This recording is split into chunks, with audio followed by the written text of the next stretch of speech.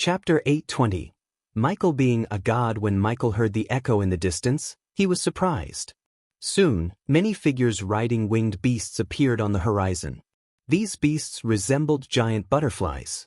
Having no idea what was happening in the world, Michael remained on the hilltop, waiting for the figures to come to him. While they were flying toward him, Michael accessed the system storage and took out the cultivation device. After a long thought, Michael named these devices Olympus. He wore the Olympus around his wrist and willed the system to use the refined arch-energy crystals in the storage. Olympus warmed up slightly as the black device tightened around his wrist.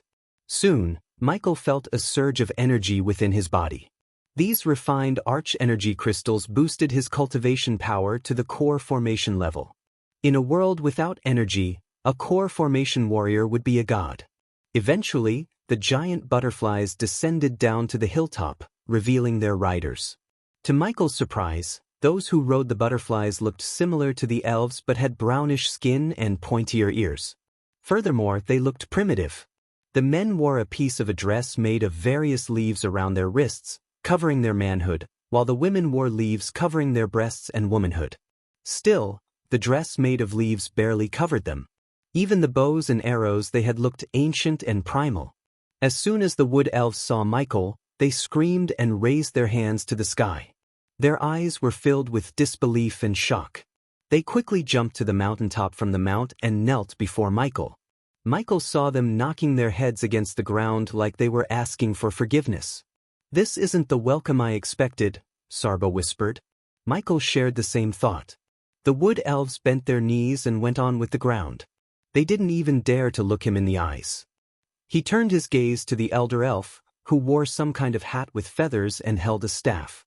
With a hunchback and a staff to hold his body straight, the old elf looked like a typical village elder who was wise and old. "Dark Lord," the old elf's voice stuttered. It was not because of his old age but because of the respect and fear he had toward the Dark Lord. The old man trembled even to raise his head before Michael. At that moment, almost 30 wood elves and their mountains knelt before Michael, waiting for him to speak. Since Michael was caught off guard by the god thing in another world, it took him a few moments to find his next words. Never in a million years did Michael think he would find an entirely new world with elves who worship him as their god. "All right, everyone stand up," Michael ordered them. The village elder and the other wood elves almost immediately rose to their feet as though they were programmed to obey every one of his commands. Tears gushed out of the village elder's eyes. Even some of the male wood elves sobbed with joy and delight. But deep within their eyes, Michael saw the desperation for help. Some of the elves had deep scars and wounds still covered with green paste. Those marks were perfectly straight, like a sword cut or a spear slash. Michael knew without a doubt that these elves were fighting someone. Judging by their weapons and clothes, anyone with a sword and better armor could slaughter these elves. So unless the elves were fighting unarmed goblins, they had no chance of winning the fight. The old elf tried to remain straight with the help of his staff. "I knew you would answer our prayers, Dark Lord," the old elf said, sobbing uncontrollably. Tears gushed out of the old elf's eyes. Michael pretty much had no idea what was happening, but he took a deep breath and decided to deal with the wood elves, who seemed to worship him with every fiber of their bodies. Even the members of his dark army didn't look as loyal and faithful as these wood elves. Suddenly, Michael heard a thunderous scream in the distance. Suddenly, a red smoke rose to the sky through the forest. The place where the red smoke was coming from was the same place these elves came from. "What is that?" asked Michael, moving his gaze to the red smoke in the distance. "Call for help, Dark Lord," the old elf answered. Intense fear glistened in his old eyes. "We should try helping them." "These elves seem desperate," Iag whispered in Michael's ears. Among the 3 heads, Iag was the least merciful one. But even she felt pity for the elves and wanted to help them. Michael was not going to ignore them when they seemed to worship him as a god. They were like the Dark Army, only more loyal and faithful. "Then I should answer the call for help." Michael slowly ascended into the air as the elves gasped in shock. Their faces went pale. The village elder looked like he was about to have a heart attack. "Lead the way," said Michael, hovering in the air. It took a few moments for the elves to snap back to reality. Then they climbed onto their mounts and flew toward the red smoke. On their way, they stared at Michael with awe and disbelief. Their expressions were beyond words.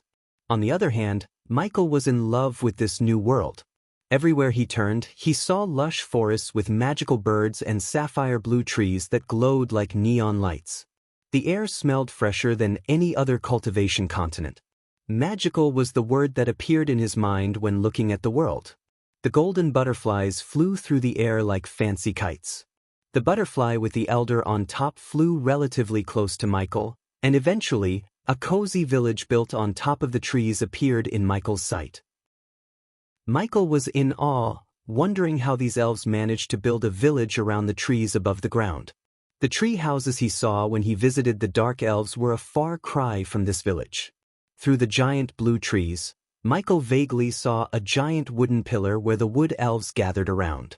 The source of this content is NOV/L/bin/. Net little wood elves bounced up and down, waving their hands, seeing the butterflies in the air. The grown-ups, however, looked tense and clenched their hands together against their chests. They were praying for their god to return. Through the canopy, Michael descended to the ground. Countless wood elves gasped and cried out loud. Just like the village elder and the wood elves accompanied him, the villagers dropped to their knees immediately after seeing Michael. "Our God has answered our prayers. We are saved, Dark Lord," the villagers shouted out loud. Looking at them, Michael couldn't help wondering how they quickly identified him as their god. But he soon got his answer when Sarba asked him to turn around. "You should see this," Michael heard Sarba's startled voice. As he slowly turned around, he saw a wooden carving of a man in the tall wood pillar. Although the features were not precise, he resembled Michael. The two swords on his back and the hydra on his shoulder were dead giveaway. He turned his back on the wood elves and stared at the wood carving for a few minutes. The wood elves didn't dare to utter a word. As a result, silence returned to the place. Strangely, the carving's eyes were radiating a dim light. When he looked closer into the eyes, Michael noticed a rune in each eye. It was so tiny that an average human or a wood elf wouldn't notice. Finally, Michael turned around to greet the wood elves and hear why they called for help. "You." Michael's gaze swept across the wood elves and landed on the village elder. The village elder raised his head to look Michael in the eyes. "Stand up," said Michael. "What's your name?" Michael asked the elder.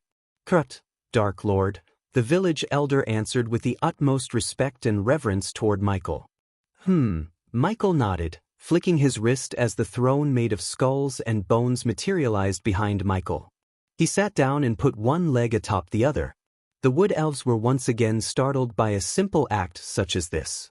To the wood elves who grew up without arch energy or cultivation, everything Michael did was nothing short of a miracle. "Now tell me why you called for help," Michael asked Karat. "The demons, Dark Lord.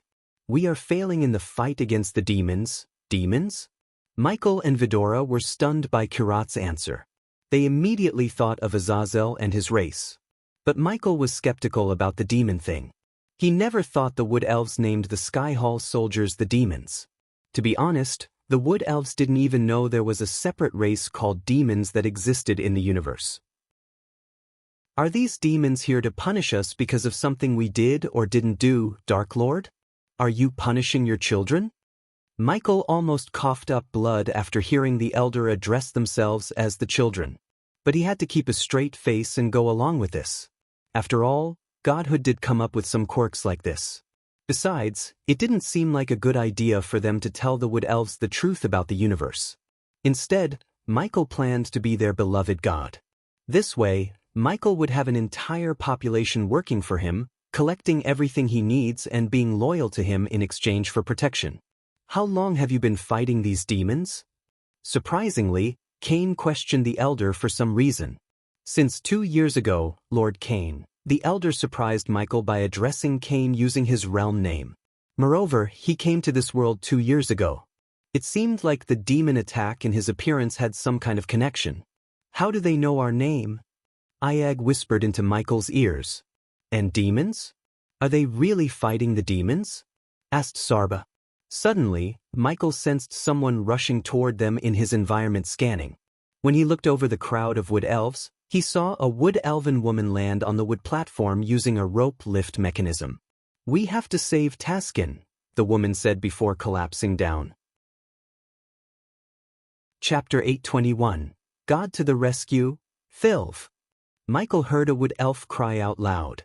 Still, the wood elf, and who seemed to be his wife, didn't dare to move without Michael's permission. It was obvious the wood elf who just fainted due to probably blood loss was their loved one, but instead of rushing to her aid, the couple looked at Michael with eyes pleading for mercy. "Bring her to me," Michael ordered the village elder. The wood elf old man immediately signaled Filv's parents as they carried Filv to Michael. The man who carried the woman had a muscular body with several scars, while his wife looked gentle and kind. They both sobbed, seeing the sorry state of their daughter. Filv had several deep claw marks on her back and a deep stab wound on the side of her chest. Blood spurted out of her wounds, resulting in her body looking pale. Karat and the wood elves placed Filv on Michael's feet and knelt before him. "Dark Lord, please save our daughter," they cried out loud. Michael stood up from this throne and took a few steps toward the wounded wood elf. He sat beside her before taking out a sparkling healing potion. Under the wood elf's shocked gazes, he gently opened Filv's mouth and poured the healing potion into her mouth. The wood elves were no strangers to the healing potions. They saw the Sky Hall soldiers use these potions on a battlefield to heal themselves completely. It was one of the many reasons why the wood elves got decimated mercilessly by the demons. The wounds on Filv's body magically disappeared under their gazes. Her hands twitched slightly as she slowly regained consciousness. Any other normal healing potions would have failed to save her because of the blood loss. But Michael gave her one from his personal stash, which could supplement her blood loss and heal her completely. Suddenly, Filv rose up from the floor, gasping for air. It took her vision a few seconds to adjust to the new sight. When everything cleared up, she saw a strange face looking at her. She immediately tried to crawl back and reach for her dagger in utter shock, but Kirat and her parents grabbed her by her hands. "Filv. Thank the Dark Lord. The source of this content is nov/l/bin/net, my precious." Filv's mother and father embraced her tightly as the entire tribe looked stunned by Michael's mercy. Michael returned to his throne, letting the family have some warm moments, although he doubted this would last, judging by the wounds on her body. Filv hugged her parents tight as she sobbed uncontrollably. A few minutes later, Kirat and her parents dropped a nuke on her head. Filv's face paled when her gaze fell on Michael. The god she had prayed for since she was a little kid was sitting before her. Not a single day passed without Filv praying to the Dark Lord. It was her true wish that the Dark Lord would appear in front of her one day. But she didn't know it would actually happen. The Dark Lord looked more imposing and radiant than the wood carving. Her heart almost jumped out of her chest when he smiled at her.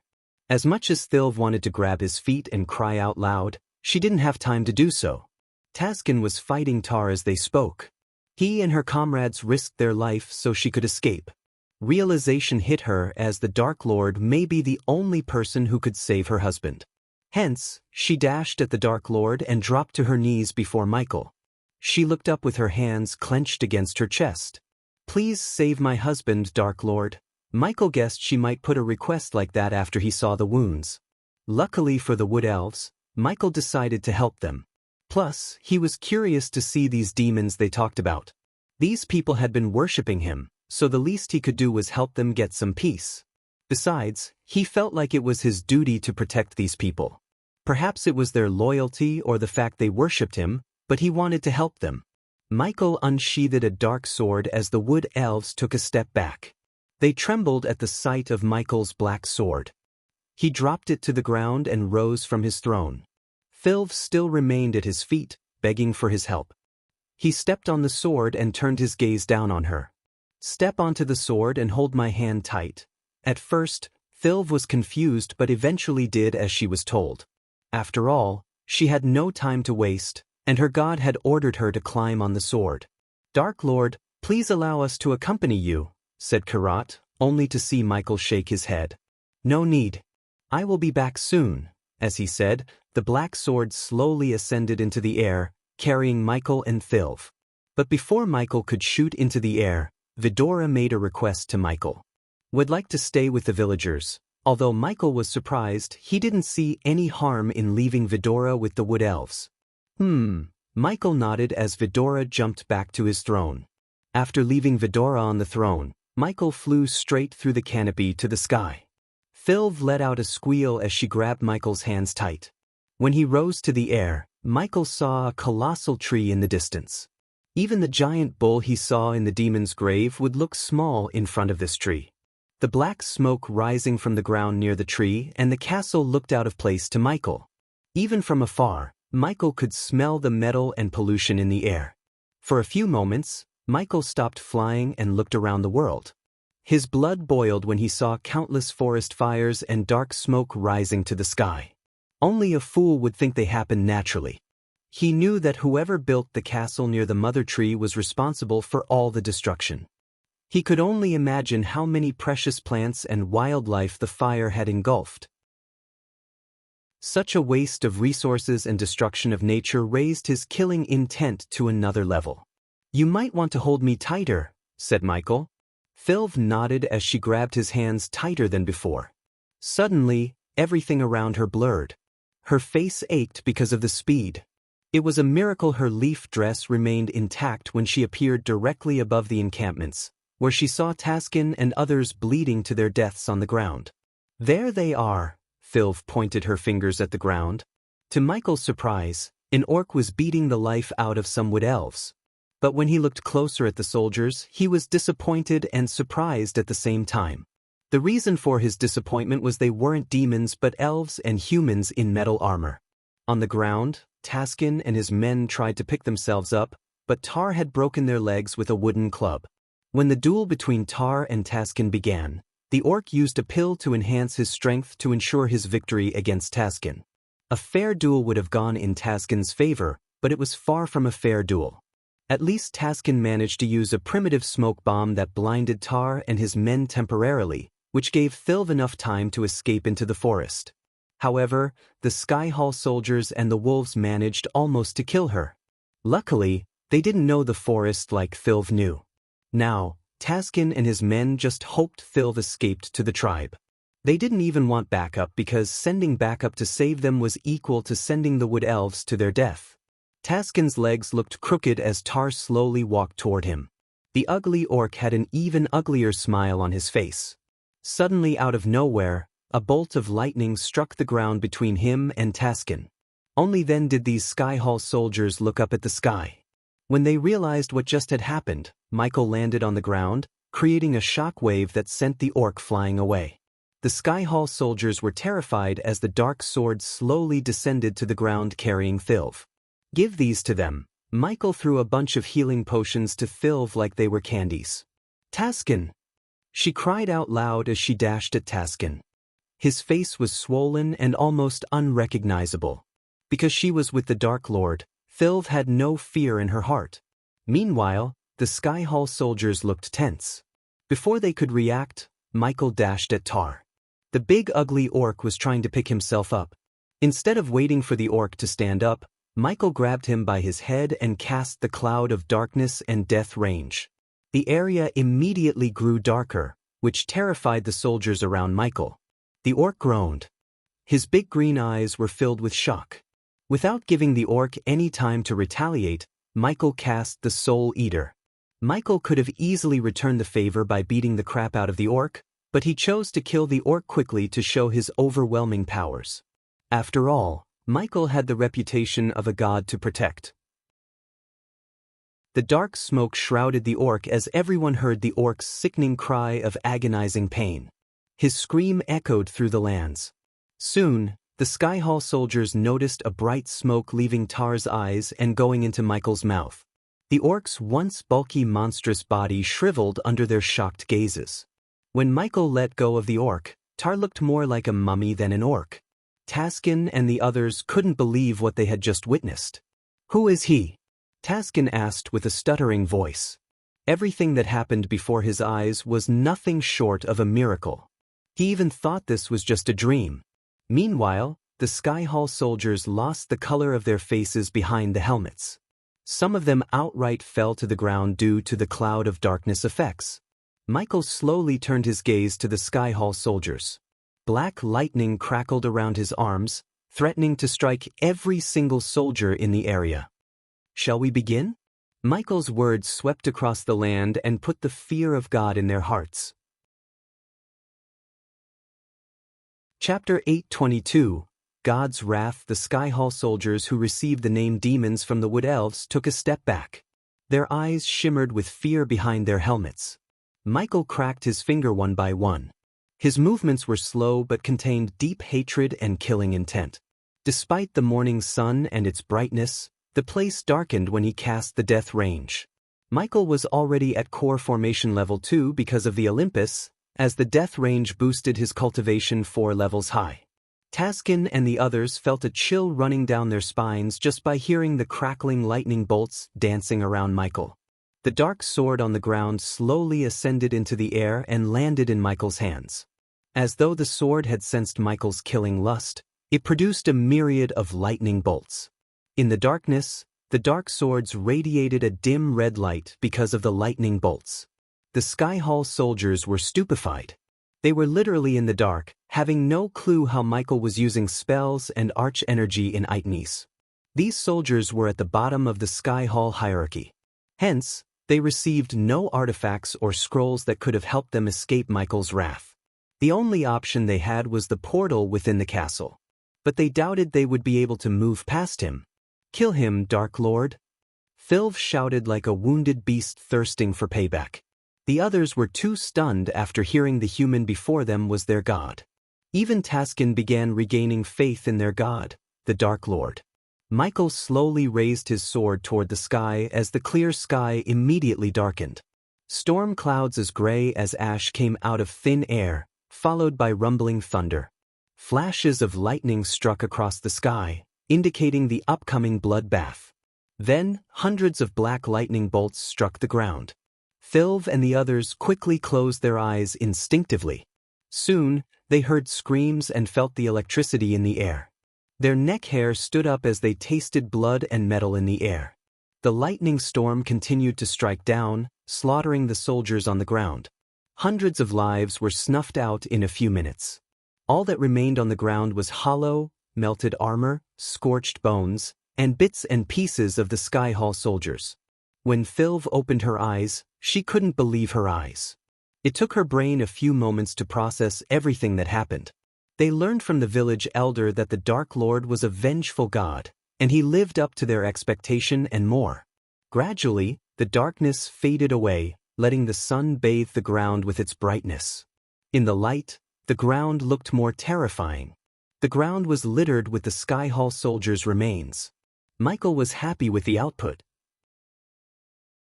These soldiers deserved no mercy nor the right to breathe another day in this beautiful world that belonged to him. Michael turned his gaze back to Philv and the men. "Collect the armor and their weapons," Michael ordered the Wood Elves.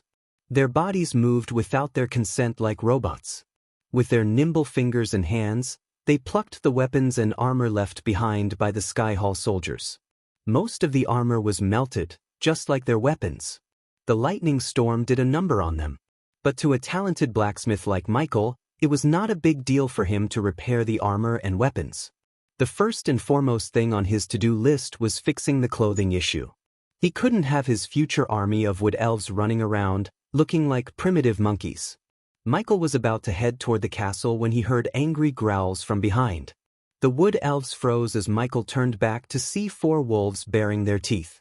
The wolves were completely stupid and oblivious to the fact Michael could kill them with a flick of his wrist. "Hey kitty," Michael teased the wolves. Step by step, the wolves approached Michael. They surrounded Michael to pounce him from every direction. Suddenly, the wolves leaped at Michael. Then, the Wood Elves saw a ring of dark flames like they had never seen before pulsating from Michael. The dark flames reduced the wolves to ash as their bones crumbled down to the ground before they could reach Michael. He could have killed them using varieties of ways. Some of them were really creative and brutal. But Michael chose to kill the soldiers using the fastest way to show his overwhelming power to the Wood Elves. He wanted them to witness his power so they would continue to worship him and serve him loyally to their last breath. In exchange, he would protect this world and the residents as he was meant to be. Michael then looked at the sky. For some reason, he felt like his past self was smiling at him.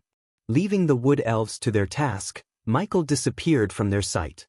The Wood Elves only saw a couple of black lightning bolts in the air, which trailed toward the castle.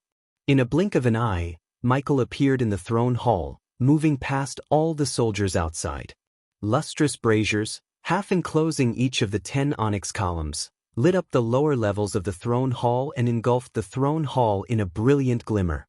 The paintings of vast landscapes on the arched ceiling danced in the flickering light while statues looked down upon the porcelain floor of this regal hall. For a castle built in a hurry, they really put some effort into decorating the throne hall. Michael couldn't help wondering who was the ruler of this castle.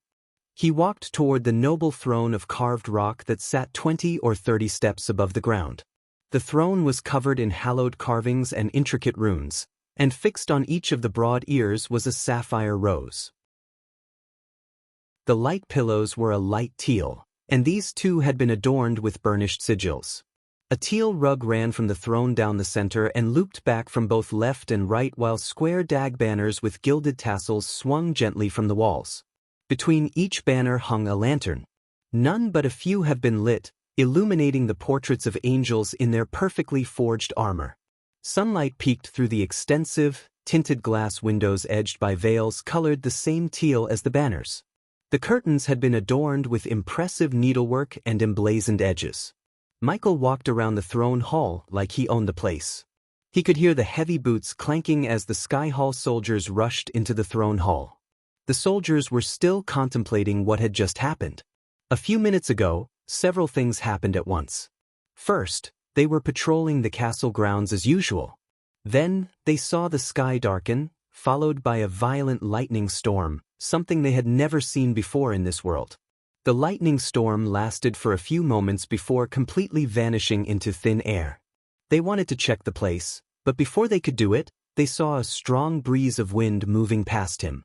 Then, they saw a bolt of lightning heading into the throne hall. To their shock, they saw a human roaming around the throne hall when they entered. They never saw him enter the castle. Still he was there.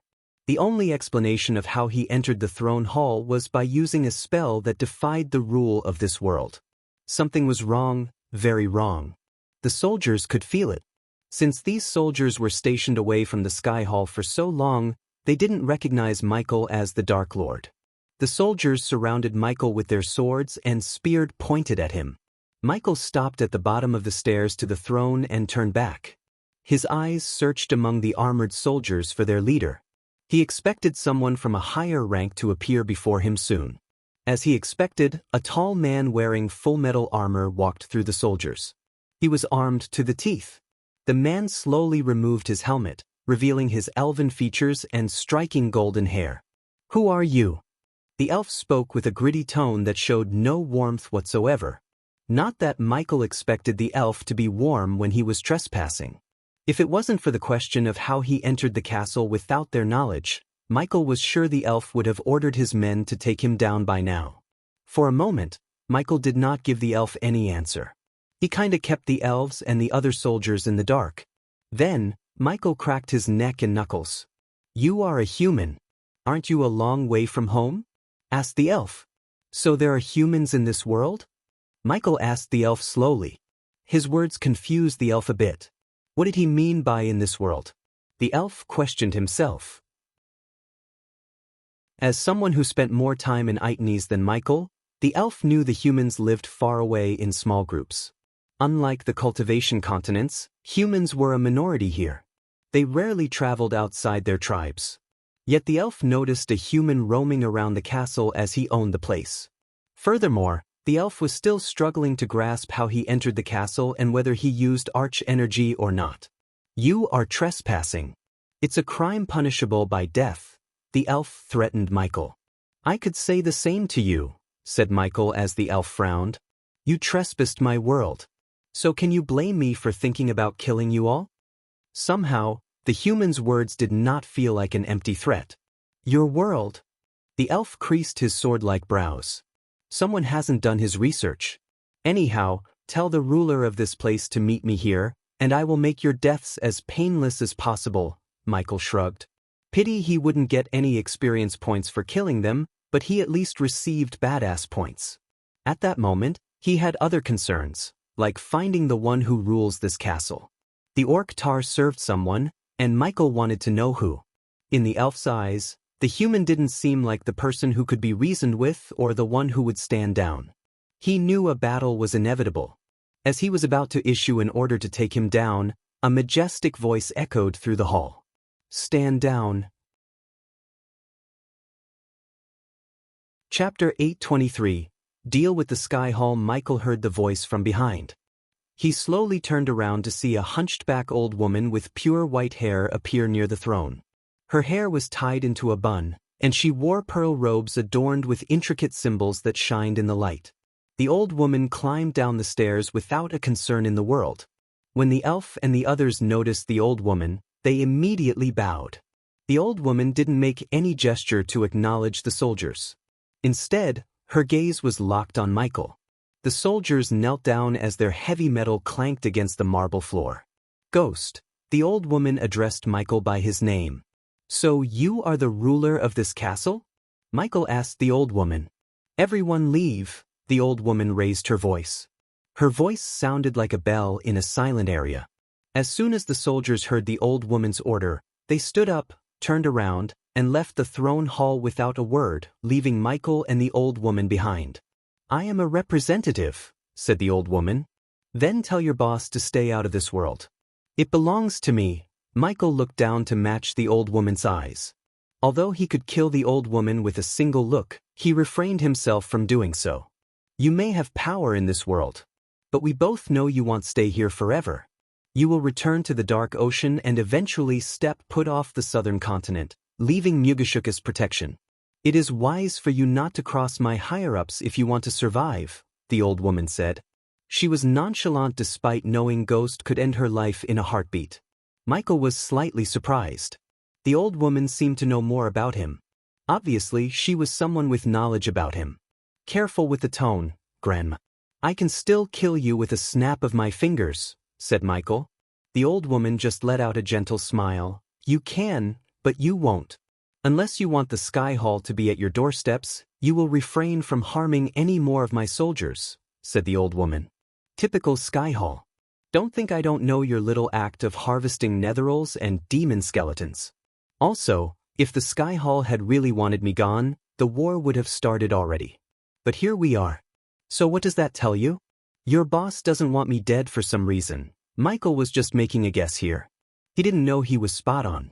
As he said, Andor, the god of time and space and the man who controlled the Sky Hall behind the scene, did not want Michael dead. Instead, he was manipulating the events to put Noah and Michael against each other. For him to escape the immortal realm, he needed a god dead.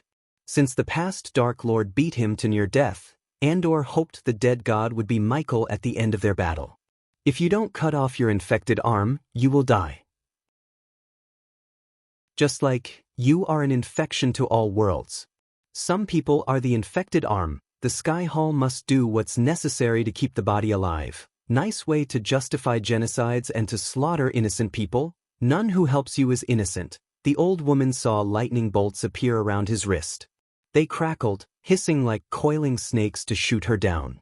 Only one thing stopped Michael from ending the old woman's life: his instincts and the system's warning in his head. For some reason, the system went crazy when an urge to kill the old woman appeared in his heart. Michael took a deep breath as the crackling lightning bolts disappeared. By the looks of it, we both have to do what we don't like, said the old woman. And what that might be coexists in this world.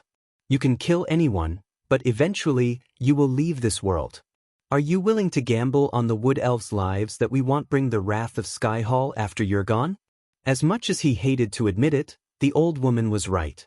He wouldn't be able to protect the Wood Elves forever by staying with them. Judging by the old woman's look in her eyes, he could tell she had some kind of deal to strike with him. Why do I feel like you're about to propose a deal? asked Michael as the old woman chuckled. Indeed I am. It is a simple one, actually. There is a land that the locals call the Ash Field, far south of here. You agree to give that land to us, and we will stop our war against the locals. What's important about that place? Asked Michael, only to see the old woman shake her head. You don't have to know. Do not forget we are not allies. On the contrary, we are enemies preparing to face each other in the future. Unlike you, we aren't the gods here. You are. So you have to protect your flock. Michael knew the old woman would have already guessed he would spy on them if he agreed to the deal. But still, the old woman wanted to strike this deal, which made Michael more curious about this ash field. What's about this place that made the Sky Hall negotiate with me, the Dark Lord? Michael questioned himself. Deep down, Michael knew agreeing to this deal was the right thing to do. He could use the time to learn more about this world, especially the ash field, and make the wood elves and all who worship him stronger. Once he was done with the wood elves, they would chase away any invader who stepped into this magical land without his help. To do that, he needed time. Unfortunately, making this deal was the only way he would get more of it. Do we have a deal? Asked the old woman. As you said, we both have to do things we don't like. But, Michael raised a finger. If any of your soldiers ever stepped a foot outside this ash field, you won't deal with Ghost. You will deal with the Dark Lord. The place darkened as Michael said. For the first time, a sliver of fear emerged in the old woman's eyes. And when I visit this place tomorrow, I don't want to see any more of your soldiers. As he finished his sentence, Michi turned around and walked away from the old woman. There was nothing for him to learn more from the old woman. After Michael left the castle, he noticed the Sky Hall soldiers standing in a line, blocking his path. But soon, the elf captain signaled the soldiers to clear the path for him. When Michael noticed the elf, his eyes burned with rage and killing lust. If Michael was a betting man, he would say the elf had learned what had happened to his precious men. Michael didn't say anything to antagonize the man. He didn't think it was worth it. This isn't over, the elf mumbled, just loud enough for Michael to hear him. You better hope so, said Michael before disappearing from their sight. This time, the soldiers confirmed their suspicions. He is using spells. The elf was speechless, but that didn't reduce his anger toward the human by any means. After leaving the castle, Michael returned to where he had left the wood elves behind. By the time Michael arrived, the wood elves had gathered around a pile of metal armor and weapons. The wood elves immediately dropped to their knees when they saw Michael. Even Tazkin, who had previously lost his faith in his god, seemed completely turned to his old ways. They will leave this place tomorrow. This battle with them is over, but we have yet to win the war, said Michael. Vidora and the villages were waiting for Michael's return. Meanwhile, the wood elves bathed Vidora with everything Iag asked for. The Hydra sat on Michael's throne and asked for every fruit the wood elves had for themselves. The wood elven ladies particularly fell in love with the cute yet terrifying creature that accompanies their god. They spared no expense in showering the Hydra with love and reverence, especially after Iag gave her word that Michael would heal the wounded. The sun slowly descended on the horizon, painting the blue sky with its golden rays. Every tree and plant life in the forest radiated dazzling lights. Darkness brought the real beauty of Itnis. Vidora saw the forest light up as the entire forest seemed magical. Even Cain was in awe of the beauty. With the trees and plants being a natural light source, the wood elves did not need any torches to brighten their village. What's taking him so long? Sarba asked his siblings. He was worried. If you ask me, I'd say he's exploring this world and collecting herbs and stuff. I saw how his eyes lit up when we first arrived in this world, said Iag. She was indeed right. Michael was collecting herbs and exploring the magical forest as they spoke. That's the reason for his lateness. Look. A child's shout broke Sarba's focus on Iag. Karat limped toward the wood platform's edge and saw Michael and Tazkin's men. They are back. Phil's mother bounced up and down in joy like a child. Eventually, Vidora saw Michael land on the platform as the wood elves knelt down to show him their respect. He just casually waved at them, wordlessly ordering them to rise. Then, he came to the throne and sat beside them. Something's wrong, Ayag said, looking at the dark lines on his forehead. What is it? Asked Sarba. I made a deal with Skyhall, said Michael. Chapter 824. Cool god Michael took Vidora and flew away from the village built on the trees. He came to a mountain cliff where he first appeared in this world. The forest glistened like a neon city with flocks of magical flying beasts decorating the sky in the distance under the starry sky. Looking at the mother tree in the distance, Michael told Vidora everything that had transpired in the castle. After listening to Michael's story, all three heads agreed that making a deal with the old woman was the right thing to do. Otherwise, Michael would be in a constant war in this world too. For a change, Michael wanted some peaceful time here.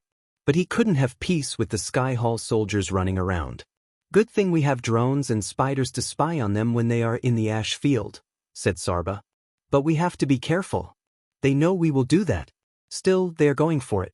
It could only mean one thing. They can hide whatever is there from our eyes, said Kane. Time flew past as Michael discussed every aspect of their plan with Vidora. He had to say that it was a wonderful conversation. A while later, Michael tried to contact Gaia, but he couldn't connect to her. The system asked way too many badass points, which Michael outright rejected. Wherever Gaia was, he trusted her to handle herself well. Gradually, Michael felt the exhaustion getting to him as he fell down to take a long nap. He only remembered closing his eyes. By the time he opened them, he saw the sun rising on the horizon. This morning he woke up the same as every day, stretching his muscles. Despite being in a different world, he got up, freshened up, and waltzed into the forest to take a calm morning walk. There was a gentle breeze, creating the single sound of rustling leaves. The leaves appeared as though they were dying to fall out of the tree and join their companions on the forest floor. Together with pine needles and other colorful flora, the leaves formed a thick, springy carpet for him to walk upon.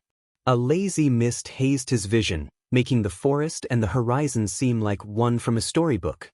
The forest around him was imperturbable, as if it was keeping a secret hidden deep within itself. Walking underneath the shade of the trees, he found himself appreciating the scent of these new alien trees. Encompassed by the thick, heavy air, he watched as a single bird that looked like a sparrow fluttered high above the cyan forest. A few feet next to him was an eager red-furred monkey hastily scampered from tree to tree, awaiting the chill of winter. The forest, he realized, was home to many magical creatures he had never seen in his life before. In giving protection and food, the forest was gladly rewarded with the company of these animals. The forest was pure and clean, as though it had never been disturbed by man and his vicious life-killing machines. Luckily, the alchemy book he bought from the system included the wildlife in this world. Otherwise, Michael would have failed to tell the difference between a poisonous plant to a medicinal herb. Some of the glowing mushrooms seemed toxic as hell. Michael collected all of them one by one for future experiments. After mastering all the formulas that exist in the world, he was researching new potions and pills. He had collected hundreds of herbs on his way to the village. When he arrived at the outskirts, Michael simply leaped into the air and landed right beside his throne. The villagers knelt down when they saw him. "You do not have to kneel down every time you see me," said Michael. Their kneeling became quite tiring so quickly. "Isn't this our duty, Dark Lord?" Karat asked Michael as he shook his head. "There is nothing more dangerous than having blind faith in someone, Karat. You are not mindless creatures. Keep your faith and loyalty toward me in your heart. That's enough for me. I do not expect you all to kneel down every time you see me," said Michael. One of the many reasons Xianxia and the Sky Hall were so hell-bent on killing him was how Xianxia witnessed a future where people had no free will.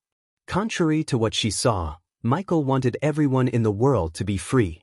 If the Sky Hall and the Guardian Guild hadn't tried to kill him and imprison him, Michael's aim would have been just getting stronger and living his life to the fullest. In a way, they pushed him to be the Dark Lord.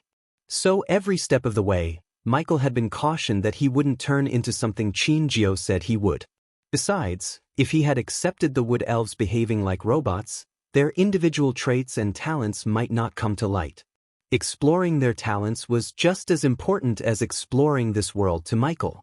The wood elves reluctantly nodded and raised to their feet. Then, Michael lazily sat on his throne with his gaze fixed on Karat. "How's the wounded doing?" Michael asked the elder elf. "They are alive thanks to you, Dark Lord," said Karat. "So, what's your day-to-day life like? What did you people do all day before they invaded your land?" Michael was curious to learn about their day-to-day life. They had no fancy cities, arch-energy, and evil cultivators to disturb their daily life. So Michael wondered how they passed their time. "Oh," the old elf's eyes lit up. "We wake up, tend to the forest, teach the children our ways, collect fruits and vegetables from the forest, and send gifts to the nearby tribes. But most of our time is spent before your statue, praying and talking to you about our lives. You can talk to me now." "Taskin." Michael turned his gaze toward Taskin. He had a feeling this particular wood elf has something in his mind. Although Michael had a pretty good idea about it, he wanted to hear from Taskin himself. The moment Michael gestured at Taskin to step forward, Karat's heart started to pound against his chest. Taskin was one of the few elves who lost their faith in the Dark Lord after the demons invaded their world. "Speak your mind, Taskin. I am a cooler god than you think," Michael reassured the wood elf with a gentle smile. Taskin looked a bit reluctant at first, but seeing everyone's gazes were fixed on him, he sighed and decided to ask the one question that kept him awake many nights. "When the demons invaded us and slaughtered thousands of our people, we prayed to you non-stop. But what did we do not to deserve your kindness and mercy then, Dark Lord? Are you questioning our God, Taskin?" Karat's face twitched when he saw Taskin question Michael. But Michael shut him up with a wave of his hand. The wood elves who heard Taskin felt chill running down their spine. The Dark Lord, they learned from the notes, was not a cooler god, as he said. In stark contrast, he was a vengeful one. Thilv trembled, but Michael calmed their nerves with a smile. "Do you see these scars, Taskin?" Michael asked Taskin, pointing at countless scars riddling his body. Taskin nodded. "I wasn't born with these scars, Taskin. Each of them has a story to it. You are very wrong if you think gods have no enemies." Karat's jaw dropped a bit when he heard the Dark Lord. "There are many worlds out there, each more powerful and dangerous than yours. I am at war with the demons you fought here, but what you've seen is not even a fraction of their power or what they could do," the wood elves behind Taskin gasped. "Let me simplify this. Out there, each of them could use what you call magic. Some of them are as powerful as I am at this point. When you were fighting your war, I was fighting my own. But if I have to fight 2 wars at the same time for my people, I will gladly do it." Michael's words brought tears to many eyes. The wood elves sobbed, feeling the radiance from his words. "First, I have to prepare you for the future before us. Like it or not, this is just a temporary peace, and we will fight them in the future, and we will fight for you, Dark Lord." Thilv stepped forward and gave Michael her word. "You have to. Not because I ask you to, but because if they win, the world we know will disappear forever," Michael warned them. The world he saw a glimpse of was still haunting his dreams. There was no doubt in Michael's mind higher powers were working against him. For instance, the one the past Dark Lord warned him about, the one who would get stronger if he slaughtered the beasts in the demon's grave. Another example would be Mugashuko and the one Dark Queen he serves. She was not only a threat to his universe but to multiple universes. Any one of them could be the reason for the future Xianxia witness. One thing was certain in Michael's mind: he was not responsible for that world she saw. Everything Taskin and the Wood Elves thought about the Dark Lord changed in a blink of an eye. They never expected the almighty Dark Lord to have enemies who could challenge him. Nonetheless, their faith in the Dark Lord only increased after he explained why he hadn't answered their prayers, not the other way around. "Now that I am here, I will give you something that will let you directly talk to me. You will be able to contact me whenever you want. This way, what happened wouldn't happen again," said Michael as the Wood Elves gasped in surprise. "Did my words satisfy you, Taskin?" Michael asked the Wood Elf. To be honest, Michael saw great potential in Taskin and Thilv. They could be his first subordinates in this magical world. But first, he needed to know their resolve and will to serve him. "Please forgive me if I said anything wrong, Dark Lord." Taskin lowered his head. Not at all. I like when my people speak their minds. In the future, if you want to ask or say anything, do not hold back. Even a god can learn much from mortals, said Michael. Taskin and Thilv's eyes watered, seeing how down-to-earth their god was despite how powerful he was. As Thilv was standing with her watery eyes, Michael turned his gaze toward her. Thilv, I heard you have a map of this forest. Can I see it? Yes, of course, Dark Lord. Thilv bobbed her head up and down frantically before running into one of the wooden huts. A few seconds later, she came back with a big round white leaf. On its surface, Michael saw a roughly drawn map of this forest. System, locate what we need in this map, Michael asked the system. Soon, Michael saw a glow in the map far north from their tribe. It's time to make gold coins rain, Michael chuckled inside. Chapter 825 Hontorum and the God of Light Eye. A few days ago, back on the R continent, Gaia was preparing to attend the auction organized by the Hontorum. This auction was not like a typical aqua auction. Instead, the Hontorum auction had only one weapon to sell. Only those who had the invitation could enter the premises. At that moment, Gaia was not in her usual black robes or armor. On the contrary, she chose fancy clothes fit for a princess and a queen. If the dwarves suspected something amiss, they would call off the auction, and she must not let that happen. She needed to play the role of a wealthy heir until she learned more about the devastating weapons the dwarves had recently built. He should have a good reason for not talking to me. Gaia laid flat on the queen-sized bed and looked at the empty space beside her. She had been staying in Delgarum, the dwarven kingdom, in a high-end inn. The room had everything a rich noble could ask for, but Gaia felt lonely without Michael. She preferred a cabin with him over a castle without him. Her loneliness grew every day that went without his voice. Rolling on the bed, she kept looking at the engagement ring on her finger. The curtains covering the windows added an orange glow to the morning light. It reminded Gaia of the times she slept in a beach hut, cuddling Michael and watching the ocean emerge under the golden shimmer. For a moment, her mind conjured the rhythmic waves, soft on the sandy shore, and felt her heartbeat to the same slow pace. She breathed in deeply. A new day had begun. My lady, it's time for you to leave the bed and get ready for the auction. Gaia heard Azazel's voice in her head like an annoying alarm. All right, Gaia exhaled heavily. She reached her hand out to the fabric, noticing how up close the light poured through every open space between fibers, no different from how it once came through the beach hut walls, illuminating like brilliant fireflies each dawn. The blanket was warm beneath her fingers, and when the sun flooded the room, repainting the colors, she felt a little of those golden rays soak into her skin. Finally, Gaia left the bed to take a bath in the bathroom attached to the room. Almost after 30 minutes, Gaia exited the room, wearing the silky smooth bath towel Michael gave her. Then, with a flick of her wrist, she adorned the elegant noble dress Michael brought her from the system for occasions such as this one. The mirror before her reflected the dress, covering only a small portion of her shoulders and flowing down into a fancy queen and neckline. It was a tight fit that put the focus on her breasts but in a graceful manner. Her arms were only covered at her shoulders. A choice that added to the elegance and grace of the dress. The elegant black dress waist was thin, but it was a loose fit. A bow had been wrapped around her, resting gently on her lower back.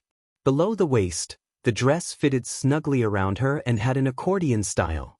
The dress reached just below her knees and was longer at the sides and back of the dress. She was wearing open toes, which added simplicity and elegance. To top it all off, she wore a subtle necklace and several elegant bracelets. Before leaving the room, Gaia double-checked the teleportation scrolls and the APD around her wrist. After making sure everything was in place, Gaia left the cozy room. By the time she reached the bustling street of Delgarum, a carriage was waiting for her. The carriage was owned and manned by someone from the Dark Lord's army. "Shall we go, my lady?" asked the middle-aged man in the driver's seat. Gaia nodded as the horses galloped toward her destination. Apparently, Hontorum dwarves chose a drama theater in the entertainment district. Because most of the dwarves couldn't fly without a flying sword, they banned flying inside the city. Thus, Gaia and all others had to use other means of transportation, such as carriages. While the carriage was on its way to the entertainment district, Gaia took out a tablet-sized mirror from her space ring. "Azazel, get me Sadie and Arya," Gaia said before casting a soundproof barrier around her. Soon, the dark mirror flickered as the faces of Arya and Sadie appeared in the mirror side by side. "My lady, Dark Queen," Sadie and Arya lowered their heads, bowing toward Gaia. "Arya, how was the recon?" asked Gaia.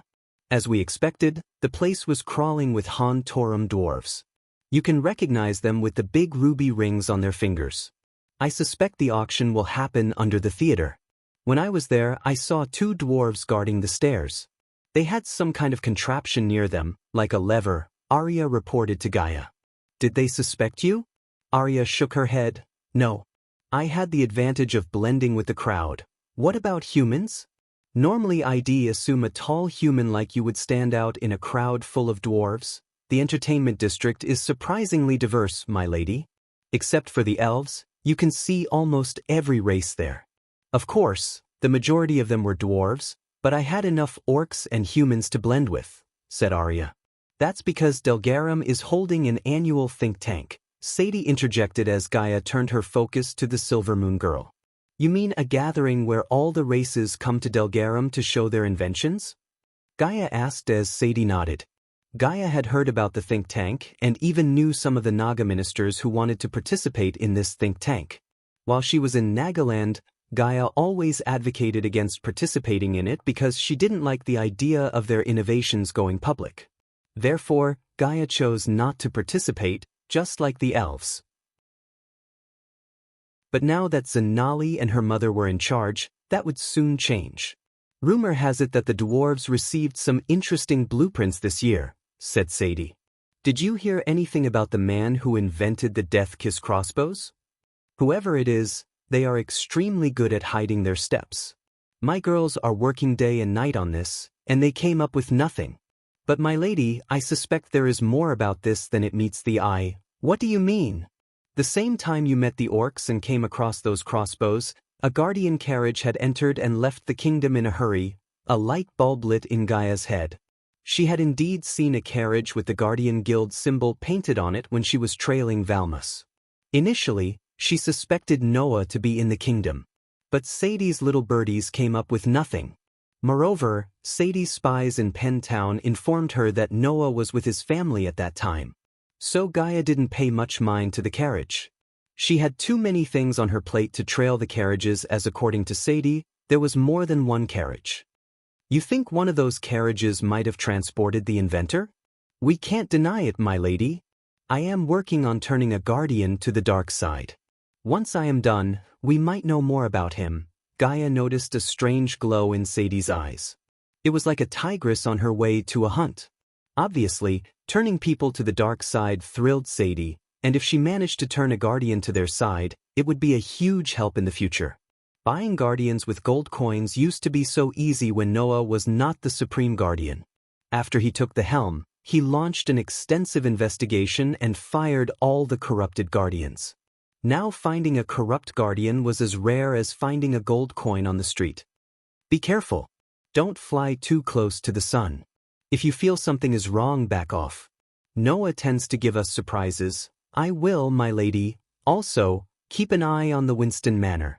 "I have a strange feeling about that." "As you wish, my lady," Sadie agreed with a nod as Gaia turned her gaze back to Arya. "Arya, I want you to cover all the exits from the theater. I don't think we have enough coins to win the auction. So we have to trail whoever wins the auction and get our hands on the weapon. My people are already covering the exits as we speak, my lady. Unless they use teleportation scrolls, we can trail them the moment they step outside the theater," said Arya.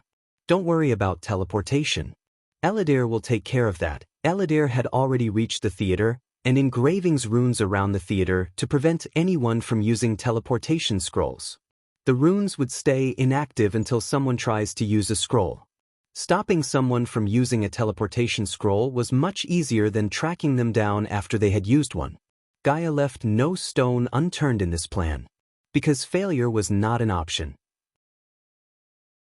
If those weapons had the capability to turn the tide of war, the Dark Army needed to have them on their side. After dismissing Arya and Sadie, Gaia contacted Azazel as he appeared in the mirror. "My lady," Azazel bowed. "Tell Saber to send one of his people to shadow Sadie. If the Guardians are digging a hole to trap her, I want her safe. Sadie was too valuable to lose." So Gaia wanted to keep her hidden and safe from the Guardians. If the Guardians found out she is working for the Dark Lord, their dreams of controlling the Silver Moon and building a web of spies would crumble to dust. Following Sadie's matter, Gaia had one more thing to deal with before turning her full focus on the Han Torum dwarves. "Have you heard from Mother Yer?" asked Gaia. While Saber was in the Nether Realm, collecting rare herbs for Michael, Adelia was tasked to shadow the elves who cursed Christopher and imprisoned Claire's mother. She was ordered to rescue Claire's mother by any means necessary by the Dark Lord himself.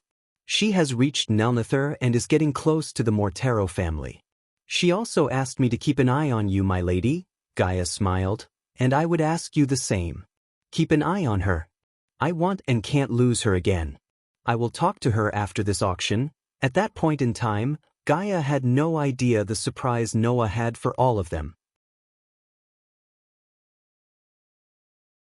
Chapter 8:26 Han Torum and the God of Light 2. The entertainment district of Embercrest was filled with all sorts of people except the rich. Once again, the dwarves tend to care little about status among their own race. One could see a millionaire dwarf drink and sing in a pub with his buddies, who might very well be minors. It was very difficult for people to tell the difference between a rich dwarf and a poor dwarf.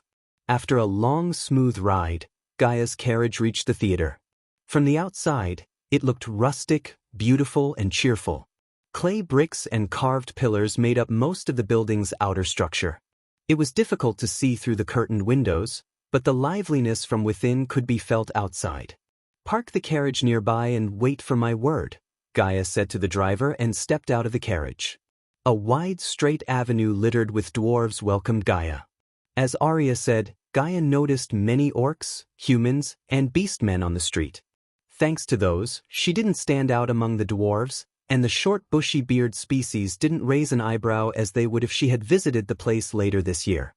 20 or so marble stairs led to the theater door, flanked by 2 dwarves in silver armor and war hammers with intricate engravings.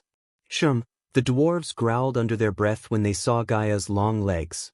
Hate toward the taller species was evident in their eyes as the dwarves opened the door for Gaia. As she entered the theater through the decorated metal door, she was welcomed by dancing thespians and excitement. It was as charming inside as it was on the outside. Rounded stone beams supported the upper floor and the huge lamps attached to them. The walls were decorated with mounted animal heads, shields, and portraits of various dwarves. The theater itself was packed. As one would expect, dwarves were the primary clientele here, which often meant great company and chaos. Several long tables were occupied by beastmen. Humans and a few orcs occupied the other, smaller tables who seemed to be enjoying themselves a lot, especially the dancers. The center stage was built several meters higher than the ground but not too high to ache one's neck. Several female dancers, including beastmen women and human women, danced gracefully, wearing revealing clothes. The air reeked of freshly brewed ale. It was almost overwhelming. Everywhere Gaia turned, she saw the dwarves drinking, laughing, and fighting like it was no one's business. This behavior didn't surprise Gaia much, as the dwarves were unruly creatures with unpredictable behavior. Gaia's gaze swept across the theater and noticed a few humans walking toward the 2 dwarves guarding the stairs. "That must be the entrance," Gaia said to herself before squeezing through the crowd toward the dwarves. She had to be careful not to step on any dwarves on her way because there were several of them rolling on the ground. For a Great 8 clan, Han Torum picked an unusual spot for the auction. Gaia took out the invitation with a flick of her wrist and held it in her hand. The dwarves noticed the approaching human and the golden invitation in her hand. "Here you go." Gaia extended the invitation for the dwarves to see the embossed letters on the invitation. The 2 dwarves gawked at the invitation from top to bottom. Then, they removed the red rope blocking the stairs leading downstairs. Golden lamps brightly lit the steps and led Gaia to a spacious hall under the theater. Only a few people remained in the hall. The marble floor shimmed under the bright chandelier light. Crimson-red curtains woven with elegant designs covered the windows and the walls.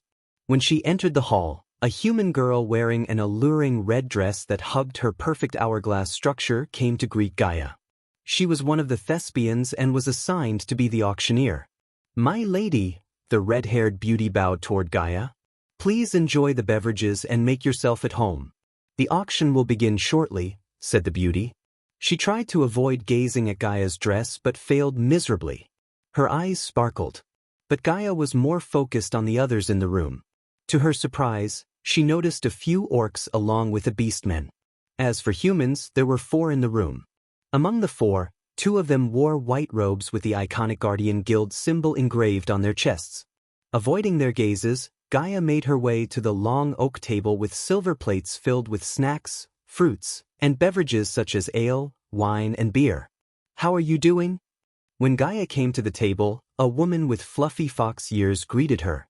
The woman's tail slowly swayed left and right as she sipped the wine from the golden chalice. "Good. What about you?" Gaia greeted the golden-haired woman with a gentle smile. To avoid looking out of the place, Gaia took an empty glass, poured red wine, and pretended to drink it. "I couldn't help but adore your dress," the woman complimented Gaia's dress. Gaia was no stranger to fake compliments, but the woman's words were genuine. Any woman with a tad bit of taste in clothes would kill to get a dress like the one Gaia was wearing. It was a pity that Gaia didn't know why people had been glaring at her dress the moment she stepped out of the carriage. If anything, this dress was drawing too much attention toward her. "My fiancé gave this to me," said Gaia. "He must have good taste in clothing." "Oh, pardon my manners. I am Calubra," the beast woman introduced herself, reaching out to shake Gaia's hand. For a moment, Gaia stared at her in surprise. "Aren't you a bit too friendly when we are all here to bid for weapons?" asked Gaia, but she shook her hand anyways. She followed Michael's words of making allies anywhere you can instead of enemies. "We ladies have to stick together. What's the worst that could happen by making some friends?" Calubra shrugged. Calubra's cute and cuddly look may fool the others but not Gaia. She could identify a killer when she saw one, and Calubra was a predator despite her foxy ears. Gaia had a feeling that Calubra may have sensed the same. No one would send an innocent to a black auction that deals in destructive weapons, especially not the Beast King Zelik. "Look at them going." Calubra's gaze fell on the Guardians. "Why do they want to participate in this auction when their new Supreme Guardian brags about stopping wars?" Judging by Calubra's tone, it was apparent the fox hates the Guardian Guild. Although they seemed to share the same hatred toward the Guardian Guild, Gaia remained silent. She was here to track down the buyer and the weapon, not to bitch about the guild and Noah with this total stranger. While Gaia was waiting for the auction to begin, she received another shock. The orcs who bought the Death Kiss crossbows entered the hall with their red-skinned leader leading them. Once the orcs entered the hall, an uneasy atmosphere surrounded them. Everyone, including the green orcs, tried not to make any direct eye contact with them. Luckily for Gaia, she changed her face using the mask. Otherwise, they might have recognized her and suspected something was amiss. None seemed to have any idea about these orcs. But whoever they were, they had deep pockets and connections to bid for the weapon and receive an extra invitation from Han Torum. "Excuse me for a moment, Miss Calubra." Gaia excused herself away from Calubra and went to the corner. "Azazel, are you getting this?" The spider hidden in her hair crawled onto her shoulder and sent the feedback to Azazel, where he recorded everything. "The same ones who bought the crossbows." "It seems like we have new players, my lady," Azazel amused. "The question is, where do they stand when it comes to the Dark Lord? Put their faces in a recording crystal and send them to the elf. He might have some idea," Gaia said to Azazel in a husky voice. Even after Michael had revealed himself as the Dark Lord, the business relationship between him and Lord Information remained untethered. The elf preferred gold coins and favors more than anything. As long as he got paid, Lord Information gave no shit about where the coins came from. The only problem, however, was accessing the elf. After Noah took the mantle, He put surveillance on almost every information broker in the world, and Lord Information was on top of that list. Luckily, Michael had built drones and spiders that could connect Lord Information to Azazel. We will find out soon enough. Ladies and gentlemen, Gaia heard the hostess' voice after a few clinking sounds.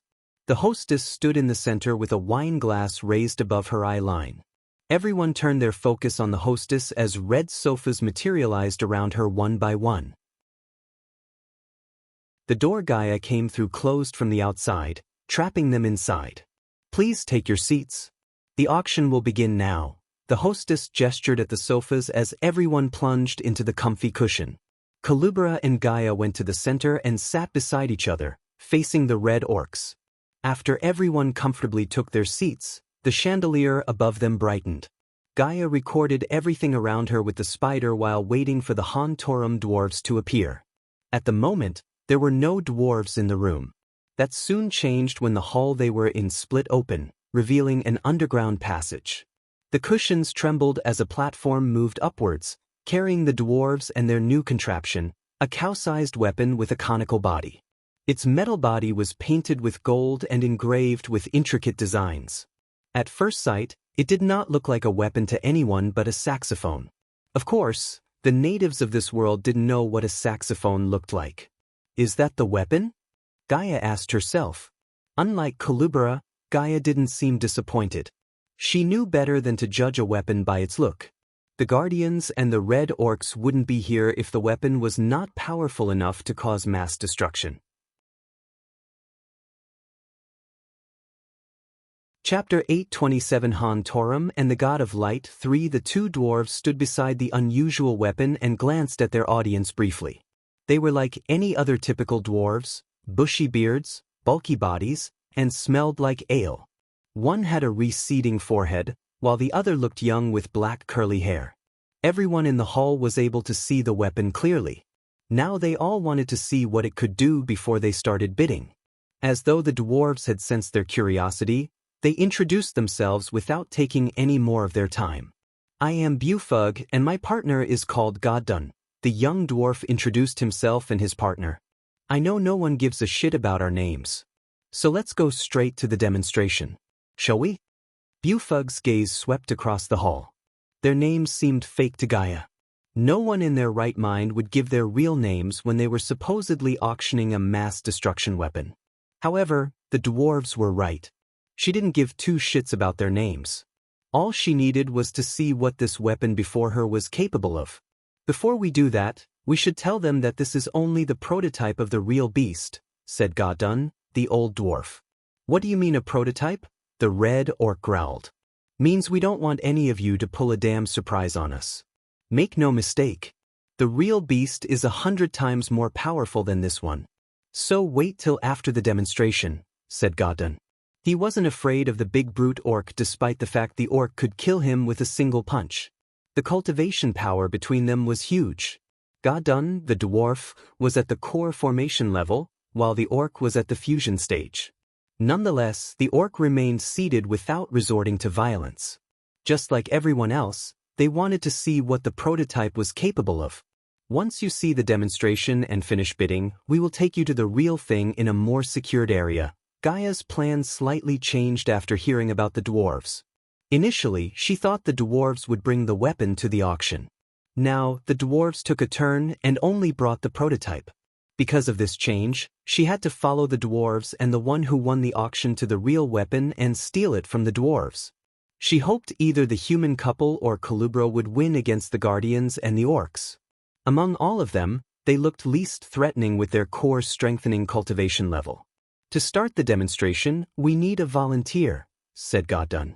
Luckily we do have not one. Bufug raised a finger, not two. He raised another finger.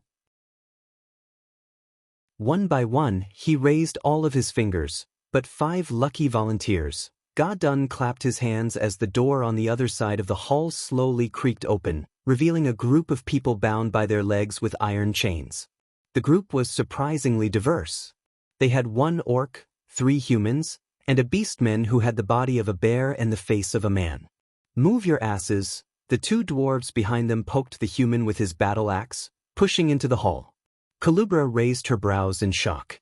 Not because she saw one of her kind, but because everyone in the group was at the core strengthening stage. The iron chains tied around their legs and arms didn't seem magically enhanced with runes. Rather, they looked ordinary, which led them to question why they were not trying to get out of their chains. The two dwarves led them into the hall and made them stand facing the wide end of the conical weapon. There was at least 7 meters distance between the group and the weapon. Whatever they did, they sure didn't earn the dwarves' empathy. The human tried to tell the other something but couldn't speak through the cloth tied around his mouth. Everyone in the group had their mouths shut by a piece of cloth. Now pieces of shits, listen to me and do exactly what I tell you to do. Try something funny, and you know what will happen to your precious loved ones?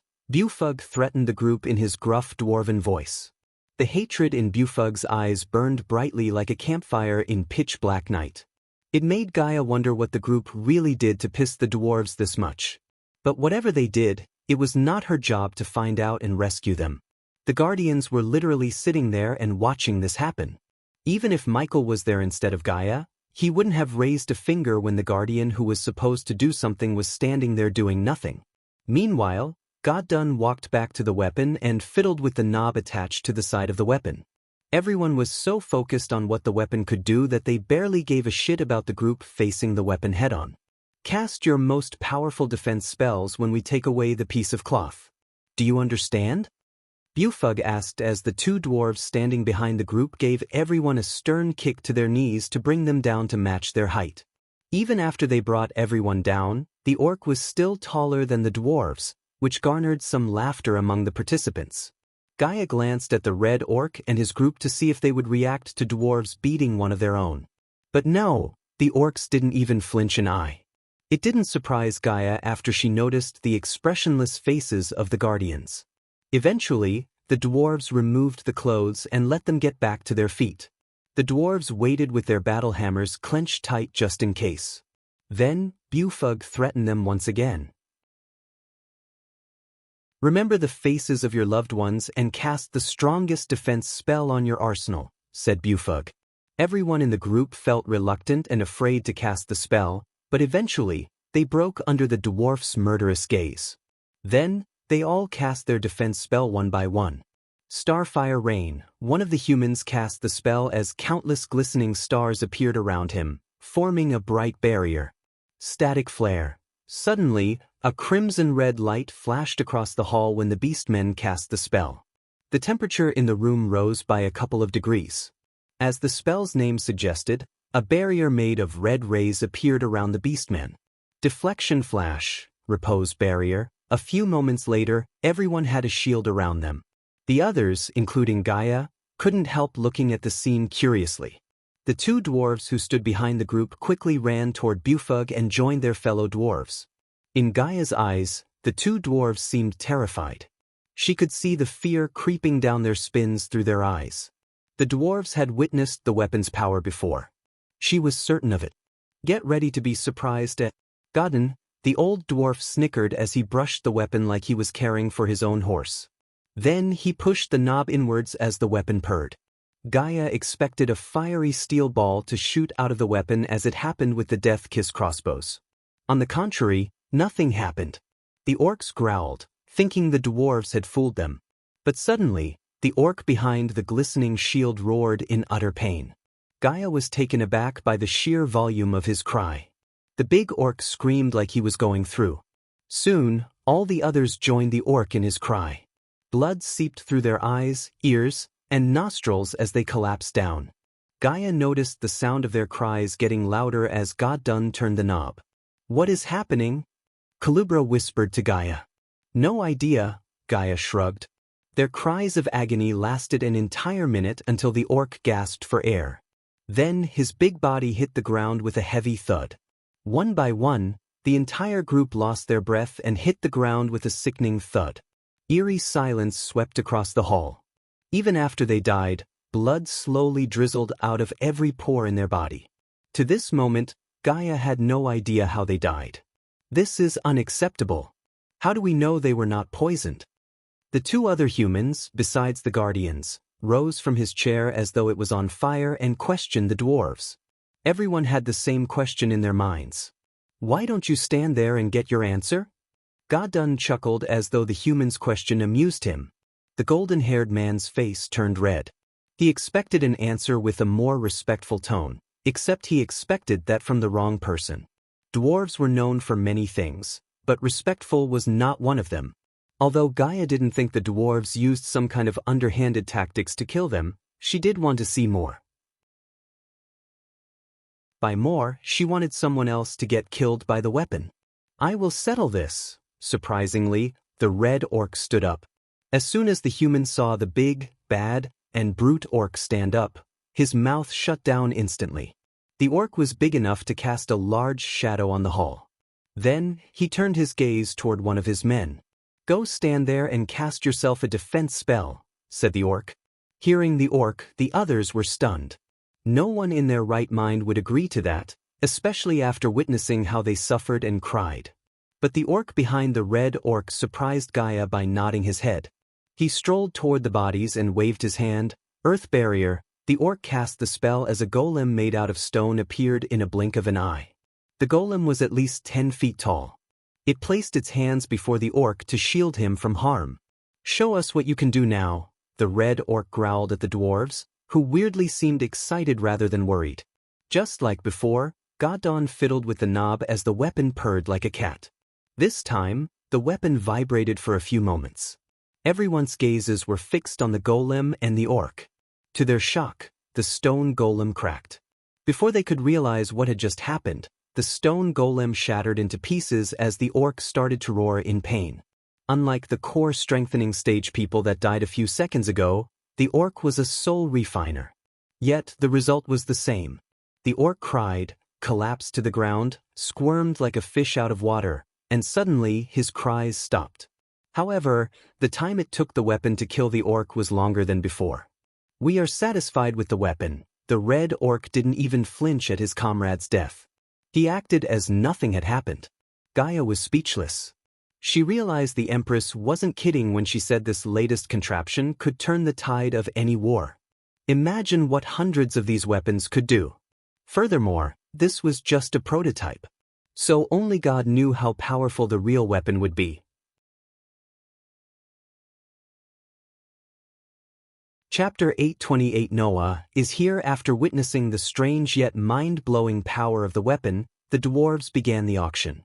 The dwarves started the auction with the insane price of 20 billion gold coins. But none bat an eye at the price. Instead, the orcs raised the bid by 5 billion. Gaia was mind-blown to see how rich these orcs were. She was more curious about the orcs than before.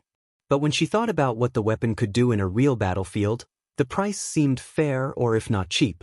Even though Gaia had not more than 100,000 gold coins in her space ring, she raised the bid by another 5 billion just to participate in the auction.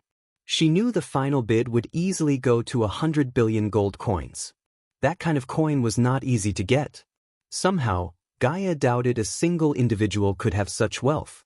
Even the Dark Lord Michael himself struggled to reach 1 billion gold coins in wealth. Of course, he would have easily reached that point if Noah hadn't banned the majestic alchemy chains and Hades. 30 billion. Culubra raised her hand and raised the bid casually. 50 billion. The red orc almost immediately raised the bid after Culubra. The guardians remained silent, surprisingly. To this moment, they didn't open their mouths once. As seconds turned minutes, the blood around the dead bodies slowly evaporated into the air and nauseated the others. Clean that up, Godun ordered the two dwarves behind him. The two short dwarves nodded as they ran toward the bodies while Bufug and Godun continued the auction. With each bid, the dwarves smiled brighter. The auction was making them very rich. Gaia doubted the Empress didn't send anyone to buy the weapon for herself. It seemed to be the easiest way unless the dwarves had more than one weapon built, and they planned to sell each one separately. Gaia didn't even think about it. 65 billion. The golden-haired man who snapped at the dwarf earlier raised the bid. 70 billion. Finally, the guardian opened his mouth. Gaia was tempted to rob each and everyone in the room. They all could solve their financial problem in one go. Fortunately, Michael promised they wouldn't have to worry about gold coins after he returned from the demon's grave. But even if Gaia had billions of gold coins, she didn't think she would have bid for the weapon when she had the option to steal it. Enough of this, the red orc growled. 100 billion. Gaia Browns arched up when the orc raised the bid by freaking 30 billion. Child's play. Culubra snickered. 150 billion. The orcs growled but restrained themselves from doing anything rash. Everyone in the room raised Gaia's suspicions. Among them, Gaia was almost certain that Culubra attended the auction on behalf of King Zelik, the Beast King. If that were the case, the orcs would have a difficult time outbidding the foxy woman because she had an entire nation behind her. For an orc who was heartless, the red orc was patient enough to keep himself calm. Although the dwarves were not terribly strong and lacked bodyguards, none of them dared to mess with the auction. They were all well-mannered. Culubra didn't seem like she would back down anytime soon. 180 billion. The red orc raised the bid. 200 billion. The Guardians raised the bid to 200 billion. Their bidding war continued for some time, with even Gaia occasionally raising the bid by 10 or 20 billion. Eventually, the Guardians and everyone backed off from the auction except Culubra and the red orc. The beast woman raised the price to 300 billion, and when the red orc was about to outbid her, the entire hall trembled slightly. For a moment, Gaia thought the dwarves had accidentally turned on the weapon. But no, the place trembled because of the Guardian airship. Gaia heard the sudden commotion outside as well as the strange whirring sound coming from above her. Her brain immediately recognized the sound. Guardians. Gaia's heart skipped a beat. My lady, the Guardians dash. Gaia heard the panicked voice of Arya when the ceiling above them exploded. Before anyone could react, several people clad in silver armor roped down through the hole in the ceiling. The explosion sent Gaia and the others stumbling away. Ceiling crumbled down as the silver-armored soldiers landed on the hall. Everyone was caught off guard. Don't move, one of the silver-armored soldiers shouted. Gee, Gaia growled as she picked herself up.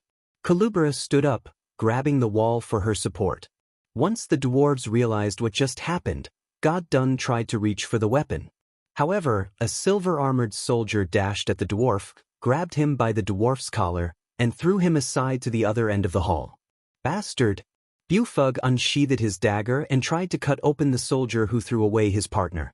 Rage blinded Bufug, preventing him from seeing the power gap between them. Each silver-armored soldier was at the soul-refining stage. Only the red orc was powerful enough to fight them beside Gaia. But she tried to formulate a plan to escape the auction with the weapon. Boom! The silver-armored soldier went flying onto the wall. Finally, the red orc walked out from the cloud of dust and threw away the soldier like he was nothing. With the orc's size and strength, the silver-armored soldiers stood no chance. At least that's what would have happened if the silver-armored soldiers were alone. The red orc roared. His shout alone had enough power to destroy the furniture and push everyone back. Bufug wasted no time as he rushed to the weapon. When the dwarf reached the weapon, Gaia thought he would use that to kill the silver-armored soldiers. However, she was surprised when the dwarf opened up the way they initially came from by pushing a button hidden on the floor. The floor was just a few seconds away from opening and letting the dwarf run away with the weapon. Poor dwarf didn't expect a light beam to strike him from above and throw him off balance. Gaia sensed a powerful being near her, and it wasn't the red orc who was just a few inches away from ripping off a silver-armored soldier's head. Another beam of pure white light struck the ground beside the red orc. The force knocked back the orc, saving the silver-armored soldier. Then, another figure slowly descended to the hall through the hole they blasted, covered in dazzling bright light. Gaia's heart pounded against her chest when she saw Noah Winston. As usual, he wore pure white robes, and his raven-black hair fluttered in the wind. His eyes glimmered with calm and serenity. Since Noah was just as famous as the Dark Lord himself, everyone recognized him almost immediately. It had been some time since Gaia met Noah in person. Some kind of bad luck put Gaia in the same room as the Supreme Guardian himself. Stand down, everyone, Noah's dominant voice swept across the hall. He completely ignored the red orc and announced, "We are here for the dwarves and the prototype. Stand down, and this will be over before you know it," said Noah. He was just as calm as Gaia remembered him. That was one of the few traits Noah and Michael had in common.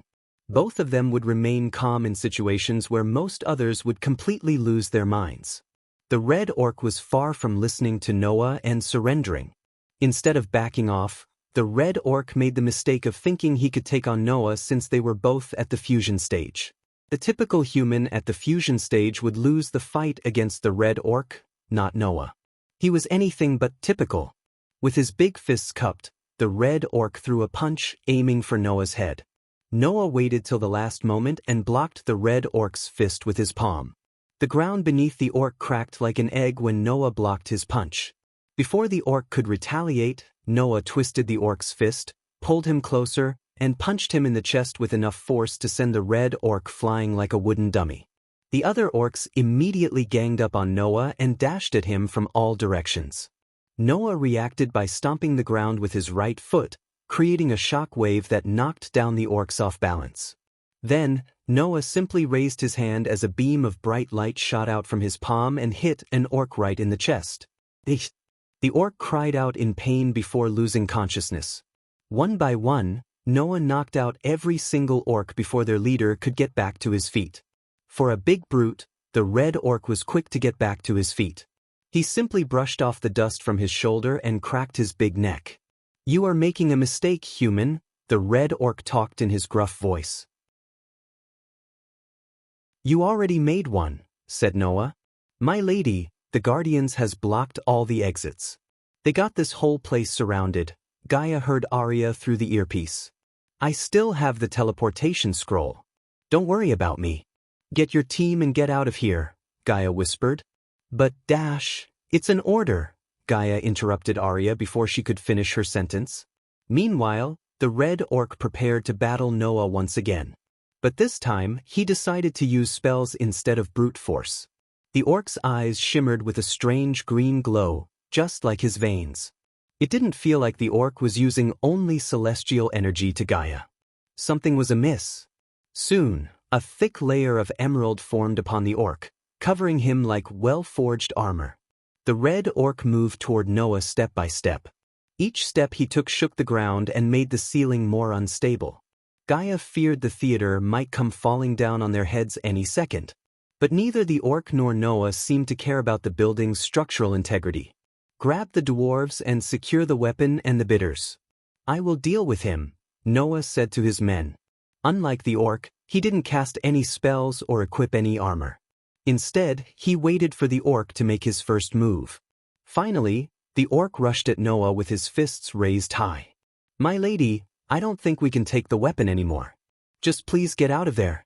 We will figure something out later," Gaia heard Azazel. He was worried, and that wouldn't happen so often. If he was worried, Gaia could tell how bad her situation was. Chapter 829 The Power of Locking Out Cultivation. The red orc punched into his fist while cracking his neck. He was ready to give Noah a beat down to death. Facing the big brute orc, Noah remained calm. He didn't even cast a spell.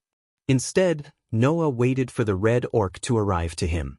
"We are leaving." The golden-haired man tried to leave the hall, only to get halted by the silver-armored guardians. These soldiers surrounded everyone to interrogate them later. It would only take a second for Gaia to use the teleportation scroll to escape. However, he couldn't leave the place without finding the real weapon. Kidnapping the two dwarves seemed to be the only option at that moment. Except, the dwarves were already under the control of the silver-armored guardians. Gaia dared not to reveal her identity when Noah was right there in the room with her. Gaia waited for the right moment to strike. Meanwhile, the red orc almost reached Noah. When they had just a meter distance between them, the orc dashed at Noah with his fist aimed at Noah's head. Noah just moved his body to the side without moving his feet. The orc's fist brushed past his face, barely missing his nose by an inch. Then, Noah grabbed the orc's wrist, placed his hand on the orc's chest and boom, a bright beam of light shot out from Noah's palm, sending the orc flying yet again. This time, the orc crashed onto the wall, creating an orc-sized hole in it. Fumes radiated from the orc's chest as Noah's palm got imprinted on his chest. After the orc hit the wall, the entire hall trembled. "Stay down," Noah's voice swept across the hall. The red orc did the exact opposite of what just Noah said and got back to his feet. He clubbed his own chest like a pissed-off gorilla before running toward Noah with his eyes burning in rage and violence. Keeping his focus on the orc, Noah kicked a piece of stone crumbed down from the ceiling toward the orc. It was heavy as hell, and if a commoner tried to kick it, every bone in their feet would just snap like a twig. But when Noah kicked it, the stone piece flew like a football and hit the orc right in the head before the orc could defend himself. The orc was stunned for a few moments. Utilizing this opportunity, Noah dashed at the orc, leaped into the air, and kicked the orc with his knees. "Arg," the orc growled, stumbling backward. Noah hovered in the air and fired a strong beam of light that knocked down the orc to the ground. On the ground, the red orc struggled and growled in pain. Then, Noah landed straight down on the orc's chest, breaking a couple of the orc's ribs in the process. Although Noah and the orc were at the fusion stage, Noah was far stronger than the orc. He was a god, after all. Compared to Michael, Noah had a different path to godhood and possessed different powers. Still, as a god of light, the light beam coming through the hole above them strengthened Noah. Plus, Noah spent a nice chunk of his time honing his battle prowess. Noah stomped the orc with his knee, making the orc cough out blood. He punched the orc repeatedly until the orc's body radiated a glow from within. Suddenly, an explosion went off around the orc. The hall trembled once again as Gaia grabbed the pillar beside her to steady herself. Then she noticed Noah crashing onto the rubble nearby. The red orc jumped back to his feet. To her surprise, the orc was on fire. He was literally on fire. However, the fire did not hurt the orc. Rather, the crimson red draped on the orc's skin like another set of armor. Before Noah could get back to his feet, the orc readied his hand, sending a stream of scorching hot flames. The curtains around them immediately caught on fire. Soon, the fire spread like wildfire, engulfing everything around them. On the other hand, a wall of ice appeared in front of Noah and protected him from the orc's fire.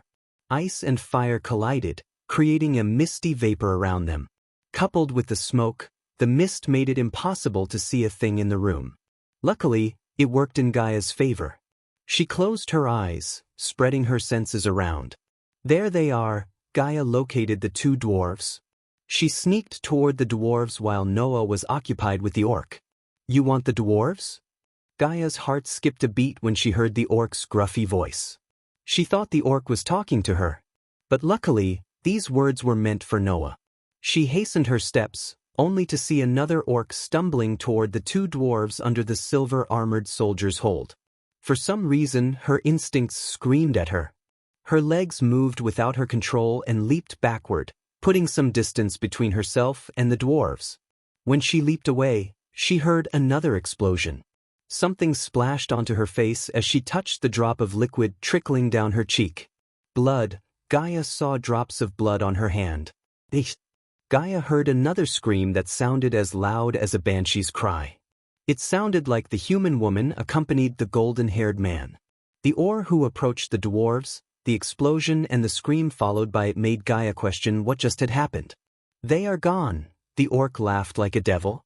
As soon as Noah heard the words, the wall of ice before him shattered. The icy shards flew in every direction, impaling wherever they came into contact. Then, a powerful gust of wind shot out of Noah, clearing the mist around them as well as swaying the flame until Noah reached the orc. Killing intent skyrocketed from Noah, seeing the bits of pieces of the dwarves and the silver-armored soldiers. Even the well-forged armor was broken into pieces by the orc, who self-exploded, killing the two dwarves. Noah knew the orcs were dangerous but never anticipated them to self-explode. Both Noah and Gaia were speechless. But for now, Noah had to put an end to the red orc before more and more people died. Since the dwarves exploded along with the orc, Gaia had to change her plans. The two dwarves were the only ones who could have led her to the real weapon. So she turned her focus to the weapon itself. If she could transport it to the dark ocean somehow, she could ask Michael's help in tracking down or building a new one altogether. But stealing the weapons under the Guardian warship in Noah was not a small feat. One by one, the orcs who got knocked out by Noah stood up. Their eyes glimmered with the same emerald-green glow she saw in the red orc's body. One of the orcs rushed to the weapon. After the explosion went near it, the weapon was covered in blood and looked a bit dented. The orc turned the weapon, focusing its mouth on Noah. He was ready to use the weapon to kill Noah. The plan was indeed a good one. Unfortunately, Noah couldn't be killed with typical mortal weapons, according to Michael. The red orc quickly tried to cast a spell and dash out of the weapon's range. Yet he failed as a white sword came out of nowhere and impaled him through his chest. Arg! The orc groaned. After the sword stabbed him, the fire around the orc vanished into thin air. A sudden explosion of energy sent everything and everyone flying. Even Gaia collided against the wall and felt weak just for a brief moment.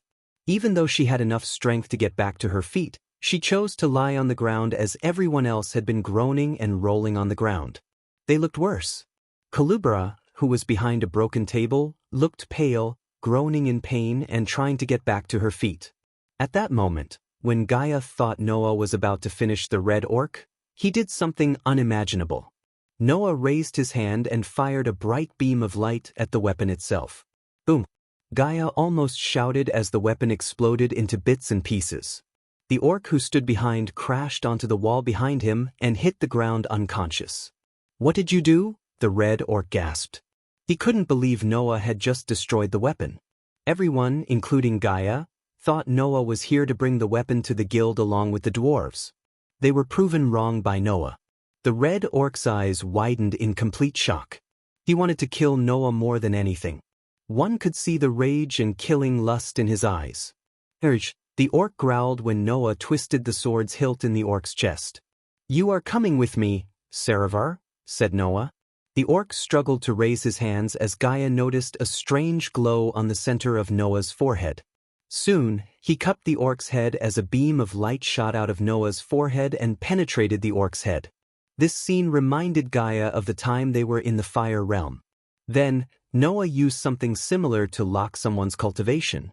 She was lucky enough to see that again. Saravar's fusion stage cultivation slowly declined to the point, in a few moments, he became a commoner. He was not even an arch-sensing stage cultivation at that moment. Instead, he was like someone in the southern continent, void of any arch energy in his body. The threat Noah posed for them was the realm. Just like Michael had the power to snuff out someone's soul and absorb it, Noah possessed the power to lock someone's cultivation completely. Gaia's neck hair stood up, seeing the orc mumble like a crazy person. Every fiber in her body told her to get out of the place immediately. After all, she had no reason to stick around. The dwarves were dead, and the prototype was in bits and pieces. So if she wasted any more time in the same room with Noah, the Supreme Guardian, she would be in deep trouble. The last thing Gaia wanted for Michael was to devise a plan to infiltrate the Guardians and rescue her. Without a second thought, Gaia took out the teleportation scroll and used it. Noah suddenly turned his gaze toward the place where Gaia was and sensed the space being distorted. Yet the person who used the teleportation scroll was no longer there. Who was that? Noah heard Andreas' voice in his head. "We will know soon enough," said Noah.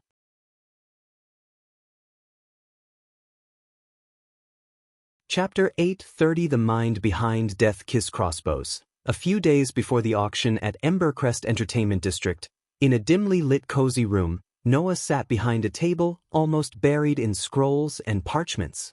Most of them thought being a Supreme Guardian was just hanging around and barking orders. However, the real deal was way different. Noah spent most of his time rummaging through ancient texts, parchments, and scrolls to find out more about the gods and the god-killing weapons.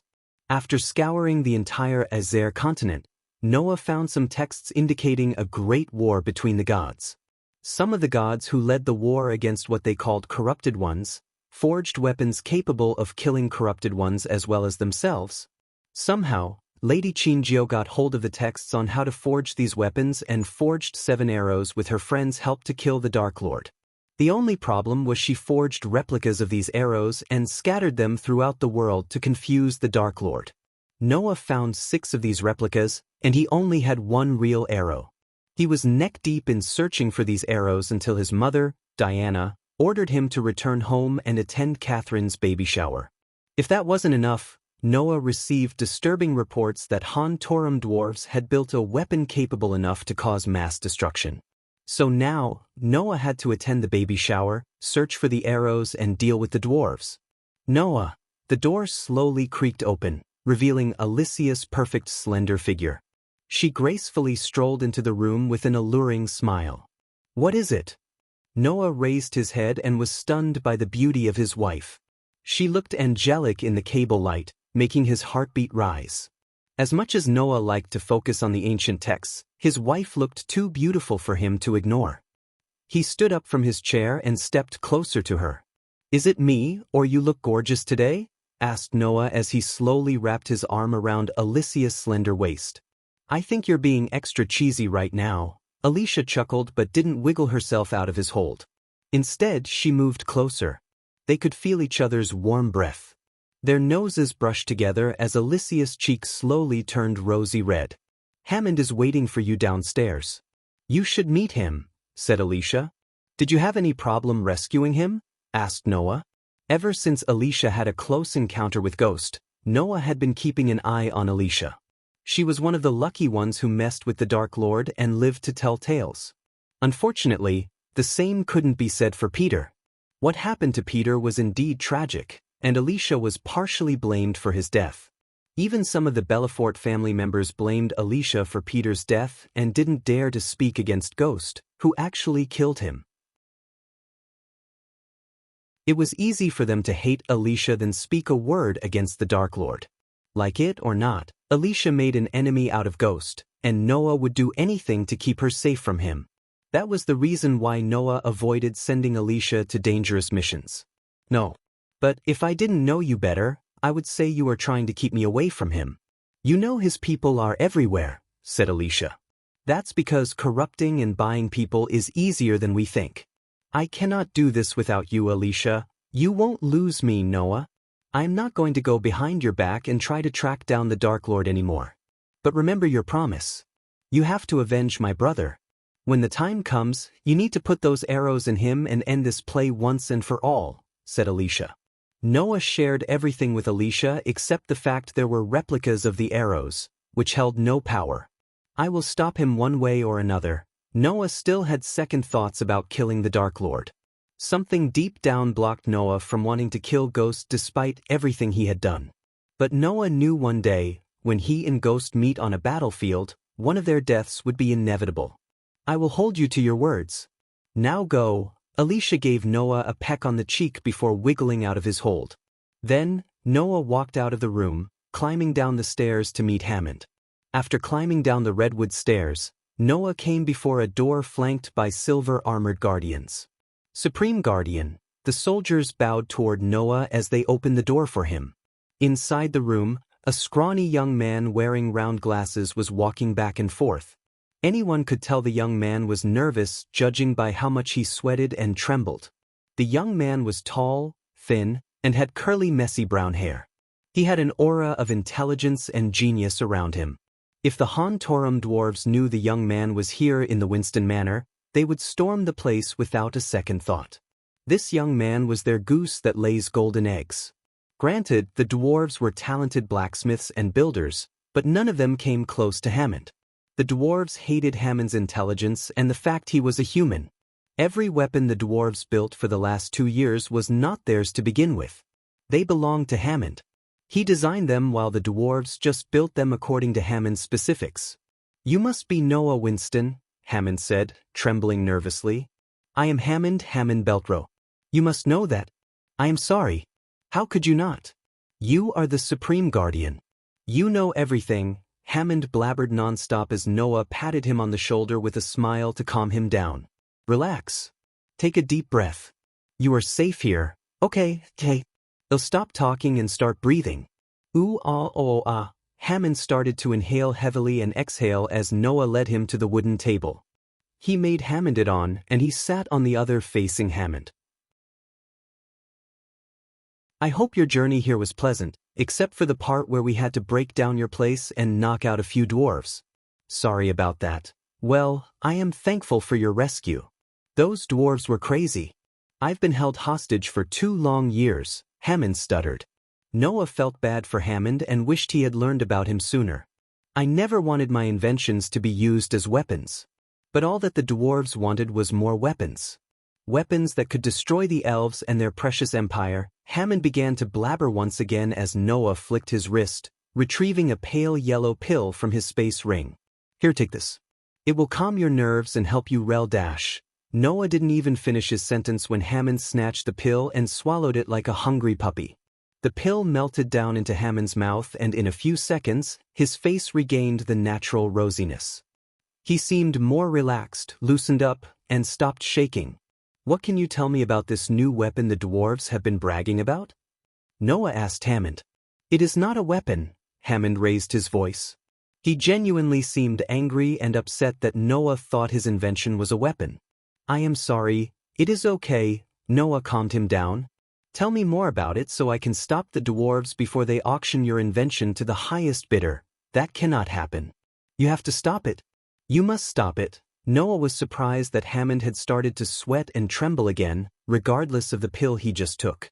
It meant one thing: Hammond was so close to having either a heart attack or a panic attack. Therefore, Noah had to give him another pill to calm his nerves. Just like before, Hammond devoured the second pill in a blink of an eye. My inventions are not weapons. They are meant to help people who cannot use fancy-mancy magic stuff. Do you know how hard it is for us, those who cannot cultivate to higher stages, to get simple tasks done? Hammond questioned Noah. Gods played a cruel trick on Hammond's life by giving him over-the-top intelligence to build almost anything and taking away his ability to cultivate. He was just at the Arch-Sensing Stage 5, and there was no possibility for Hammond to level up. The only good thing that happened in Hammond's life was he ended up in the Empress' many orphanages throughout her empire. He grew up with elves and other orphan humans. It was in the orphanage where Hammond learned to build, design, and nurture his talents. Once he reached the age of 13, Hammond built simple devices for the Empress army and earned enough coins to travel the world as he had always dreamed of. At that time, no one fully realized Hammond's talents. I built everything to help people, not harm them, Hammond stuttered. I understand. A sword can be used to cut weeds and heads. It depends on who holds it. I have no doubt you didn't want to harm anyone. But those dwarves, they are organizing a backside auction to sell your latest invention to the highest bidder. Hammond sighed heavily. It was meant to send messages across kingdoms and even continents using energy waves. At least, that's what I designed it for initially until the dwarves forced me to make some terrible changes. You know the dwarves see destruction in everything. They are consumed by their hatred toward the elves. As much as I'd like to hear more about your invention, I want to know more about what kind of changes you made and what it could do. Hammond hesitated for a moment. He opened and closed his mouth. You have to tell me. We still have time to fix this, Noah reassured Hammond. And when Hammond looked like he was about to give Noah a lecture on the intricacy of his invention and all the scholarly stuff, Noah rephrased his words. Use simple terms, okay? I am not a brainiac like you. How do I put this simply? Hammond rubbed his chin, simplifying everything in his mind so Noah could understand. After a brief moment of pondering, Hammond finally constructed his sentence. The device I built, it could destroy anyone's organs inside if they were exposed to the energy waves long enough. No defense spell or runes will save you. These energy waves will ignore everything and melt your organs inside.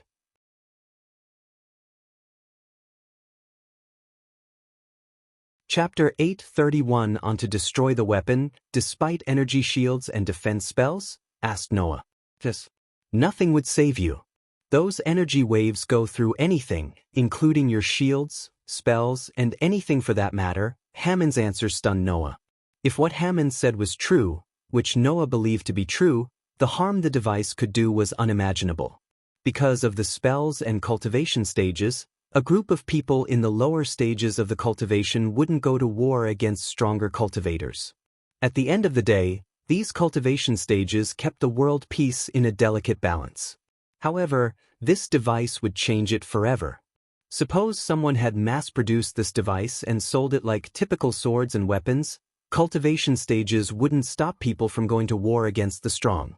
While the strong could retaliate against and when powerful cultivators fought, it was the commoners and the world that suffers the most damage. The dwarves finished building the device a month ago and forced me to build a prototype to show others what it could do, said Hammond. Where is this device of yours? It's not mine. Not anymore. Mine doesn't kill people. They forced me to change my device to something else. No, I mean Supreme Guardians, once the dwarves sell it to the highest bidder, there is no stopping them from mass-producing it. I designed it to be built with common materials and easy to produce for the sake of the poor. Noah rubbed his temples as it turned out to be a bigger problem than he initially thought. He couldn't help imagining the device in the hands of the Dark Lord. The Dark Lord was already rapidly growing in terms of power, influence, and number of soldiers in his army. Once the Dark Lord got hold of the weapon, the advantage the Great Eight clans had would become a thing of the past. Tell me, Hammond, Noah leaned forward, do you think your device could kill a half-immortal or people above it? Hammond went silent for a moment to think about Noah's question. To be honest, Hammond didn't think who was the strongest his device could kill as much as he thought how far his device could send messages. Theoretically, it's possible. You know, after you reach the half-immortal stage, your body goes through changes both physically and mentally. I haven't seen the dwarves putting a half-immortal against their weapon. But with enough resources, time, and talent, they could modify it to be effective against half-immortals too. It is possible. Oh God, what have I done? Hammond gasped and stuttered, realizing the potential threat his invention could cause. Time, resources, and talent are what the dwarves have in abundance, Noah sighed. Listen to me, Supreme Guardian. You have to find it and destroy it. Don't think of using it against the Dark Lord or his army. Nothing good will come from that. Noah wasn't sure of that, but he made no promise to Hammond. Instead, he questioned Hammond, let's just say I find it and destroy it as you said. What's stopping the dwarves from building the weapon again from scratch? Asked Noah. The dwarves may haven't designed the weapon, but they built it with their own hands. If Noah's experience with dwarves was anything, he knew they could build the weapon later on. My blueprints. They have them in a secured safe with the weapon itself. If you destroy those, the dwarves won't be able to build it again. It's too complex for them to build it again using guesswork. Where is it? Asked Noah, to see Hammond shake his head. I only knew it was somewhere in Dalgarum. They didn't give me a room with windows to see what was going on outside. I was a prisoner to them. A few minutes later, Alicia and Norvin entered the room with the map of Dalgarum. They placed the map on the table between Noah and Hammond. Hammond, you are going to help us locate the weapon and the blueprints. Let's begin with the size of the weapon, said Noah. How big is it? Can you fit in a room? Hammond shook his head. More like you need a hall, a spacious one at that. Like a throne hall, said Hammond. Noah picked up the quill, drenched it in ink, and circled a few areas in the map. They all had paces which had halls big enough like a typical throne hall. Norvin's brows arched up, seeing Noah had actually circled the Dwarven King's palace itself. What's the size of the prototype you mentioned that the dwarves built? It's smaller compared to the real thing. The last time I saw it, it was the size of a carriage. Noah rubbed his clean-shaven chin. They couldn't have openly transported through the stress. Our men would have noticed it.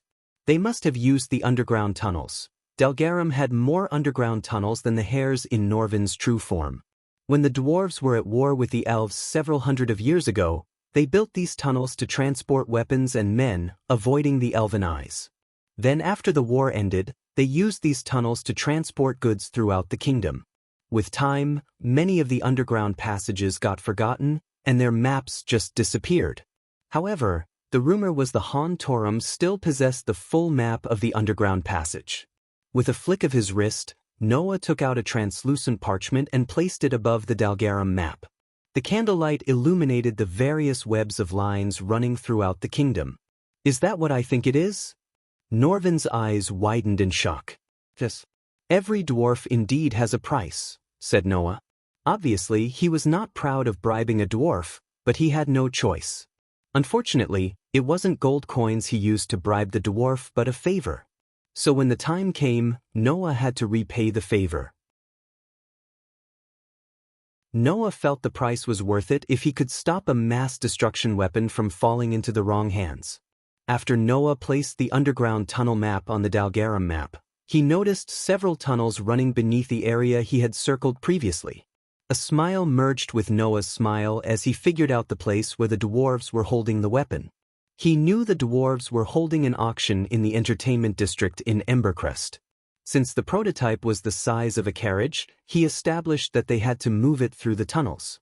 And only one circled place was connected to the theater through a tunnel, the shipyard. You said your room had no windows, right? Have you noticed metal rust quickly in your room? Asked Noah, although he knew what would be Hammond's answer. Bow that you ask me. The dwarves mostly used wood, but when my inventions required the iron, and they indeed rusted a bit sooner than I used to, that was because you were close to the ocean, said Noah. Realization hit Hammond as he figured out why the dwarves were so adamant about moving the weapon to a safer environment. As much as Hammond knew his inventions, he lacked the people skills to read people and predict their behavior like Noah. Norvin, gather the team and tell them we are moving out in 10 minutes, Noah ordered Norvin. He then turned his gaze toward Alicia, keep him safe.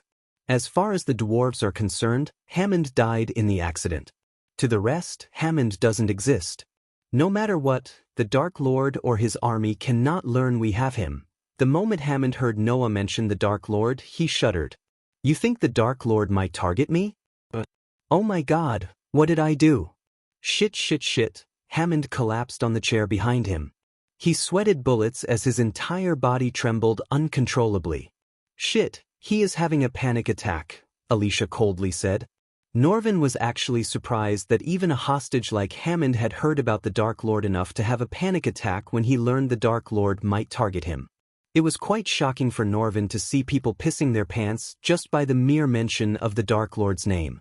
After Ghost revealed himself as the Dark Lord and destroyed the entire island of Ithilien, some people refused even to address him by his name, Ghost. More and more people were joining in this fear parade and addressing him only as the Dark Lord. Even some of the Guardians weren't an exception to this. Noah immediately tossed the pill into Hammond's mouth and calmed his nerves. 3 pills. Noah used 3 pills and they were quite powerful. Still, Hammond took them like candies. Relax, take a deep breath, Noah slowly said to Hammond. We will keep you safe. He won't get to you because he doesn't know you exist. Besides, he is in the demon's grave. So you are safe here. Noah's words somehow calmed Hammond. He had that certain effect on people since he was the god of light. His aura could bring hope and calmness to everyone, just like Michael's aura could bring our fear and hopelessness.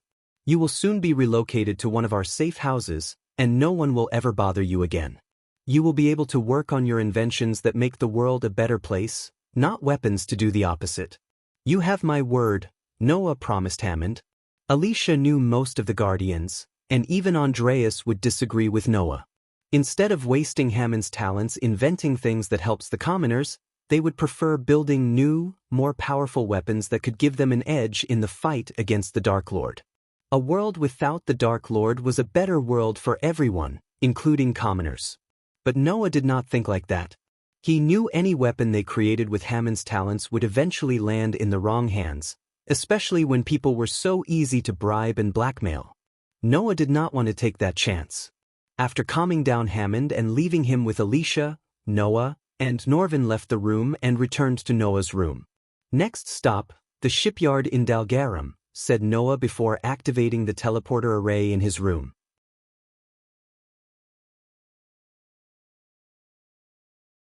Chapter 832 Noah's reluctance to capture the Dark Lord. After leaving the Winston Manor via a teleportation array, Noah appeared in an empty room lit with candles.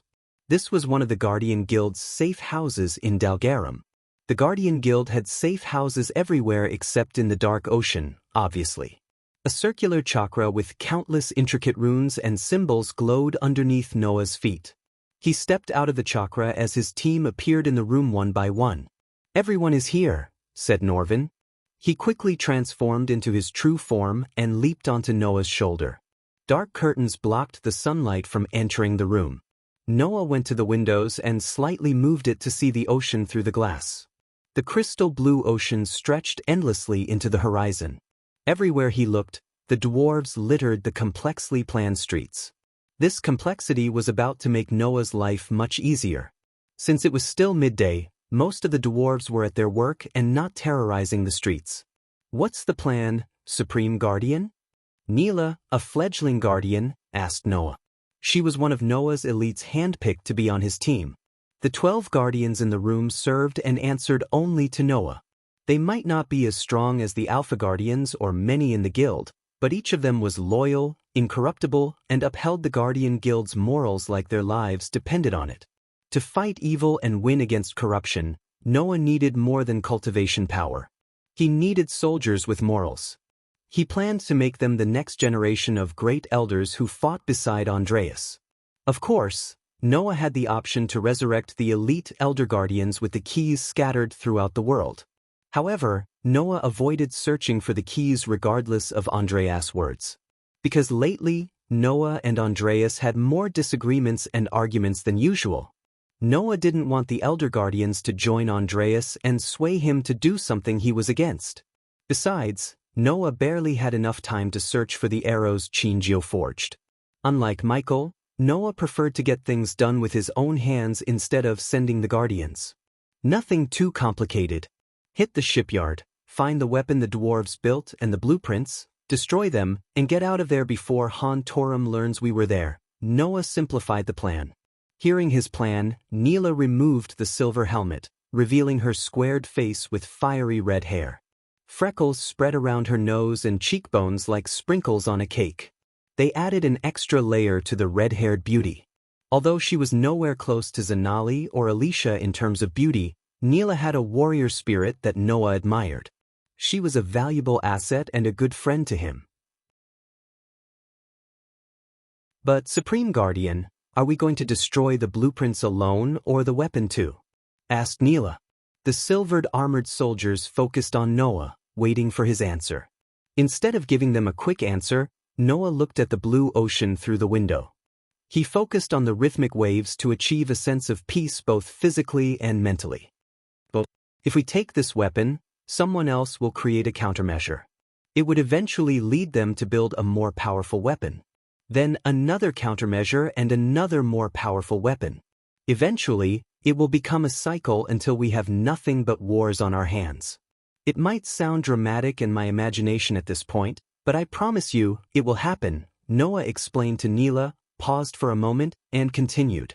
I don't think the Dark Lord will destroy the weapon. In fact, he will use it against us in a heartbeat, said Norvin, resting upon Noah's shoulder.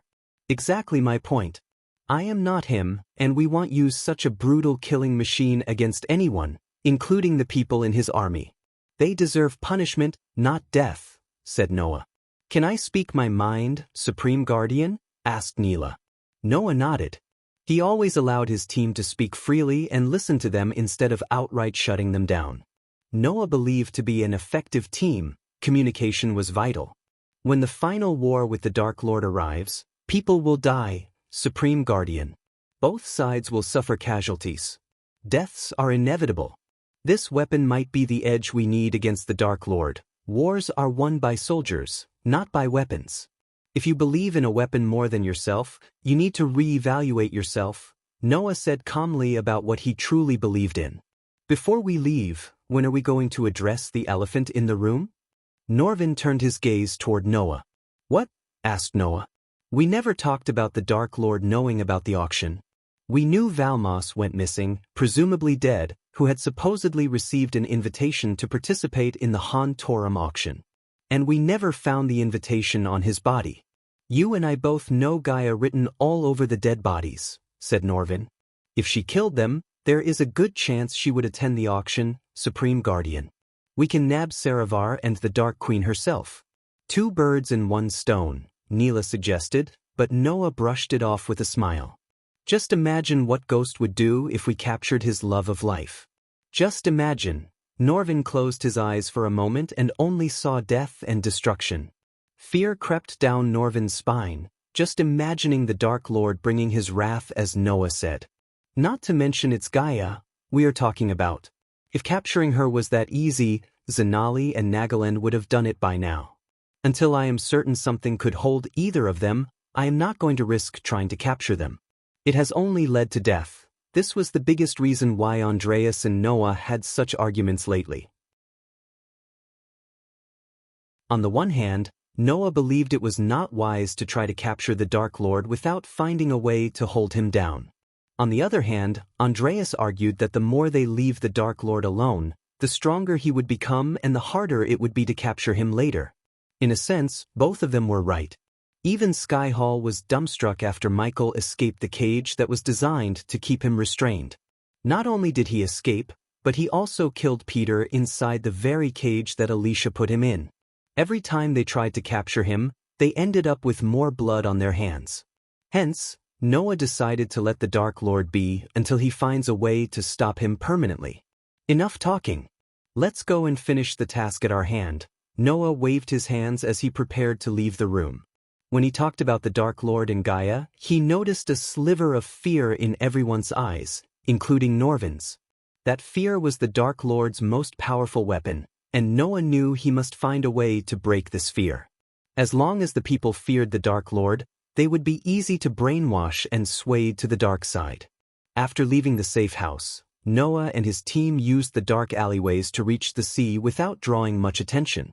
As Noah stood on golden grains of sand, he looked up at the brilliant sky adorned with dazzling blue color and puffy clouds that formed different shapes in the sky.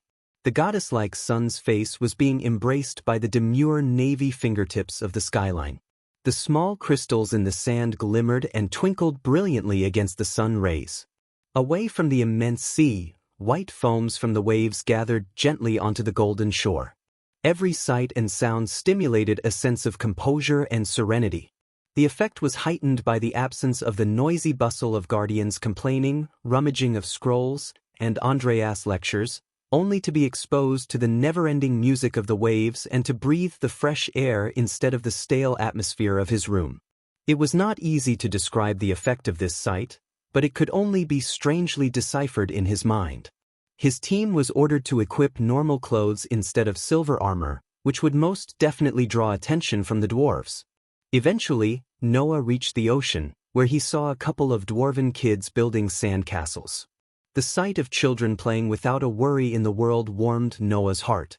Looking at them made him want to destroy the weapon even more. If the weapon fell into the wrong hands and they started to slaughter people with it, the blame would ultimately fall on the dwarves. It was not fair to blame all the dwarves for something a few dwarves filled with hatred had done. While Noah was drowned in the serenity of the beach and thoughts, one of the dwarven children noticed Noah. She waved at Noah, showing no hatred and hostility toward humans. This was the world Noah had been trying to create lately, a world without hatred and fear toward one another. In fact, he was more focused on solving disputes between races and helping commoners than dealing with the Dark Lord and his army. Noah waved back at the kid, which brightened the kid's face like someone had lit a candle inside her head. Then before the other kids could notice Noah, he disappeared into the ocean with his team. Instead of going to the shipyard on foot, they decided to go underwater. That way, the element of surprise would be on their side, and they could catch the dwarves before they alert Han Torum. Hammond and the weapons he helped the dwarves build were off the books operation. So even if the Guardian Guild infiltrated it and stole the weapon, Han Torum couldn't retaliate directly because such an operation doesn't exist officially. However, Noah planned to keep the guild out of the picture because the last thing he wanted was a cold war between the Guardian Guild and Han Torum. At this point, any conflict the Guardian Guild gets into would benefit the Dark Lord more than anything. Noah and his team were quick swimmers. They managed to reach the shipyard, which was built in the water, in a few minutes. But before emerging from the water, Noah closed his eyes, spreading his senses around the area to locate the dwarves in the shipyard. Having no idea a team of guardians was under them, the dwarves continued with their day-to-day work, which was building ships and a weapon of mass destruction.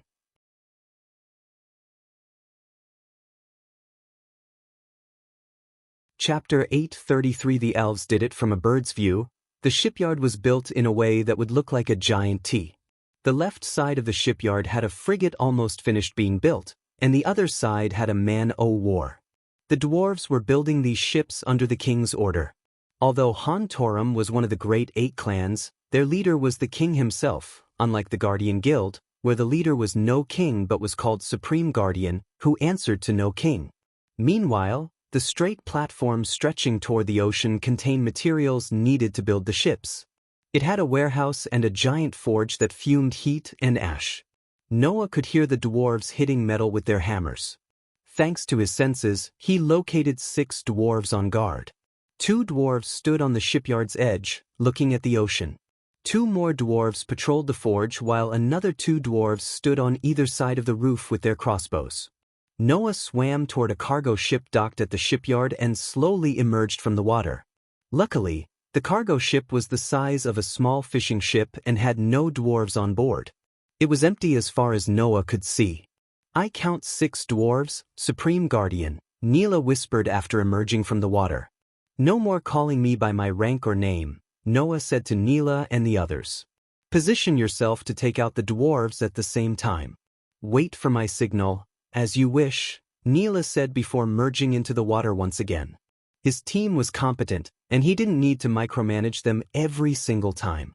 They coordinated among themselves and positioned them from where they could take out the dwarves with blow darts. These darts were laced with Noah's own concoction, a powerful knockout serum.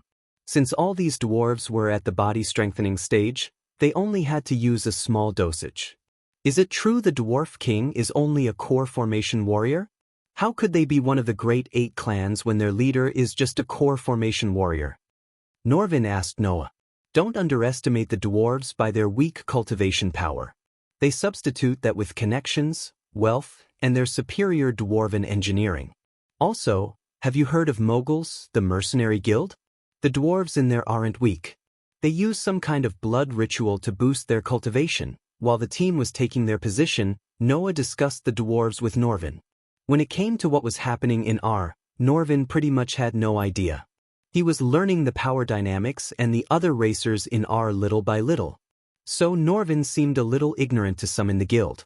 Noah noticed Neela and his team raising their thumbs, indicating they were in position. They waited for his signal as Noah leaned to the side, taking another look at the dwarves. Then he snapped his fingers, creating a quick flash of light. This flash was the signal. And the moment the team saw it, they raised their blowguns, blew into it, and sent a dart soaring through the air. Blimey!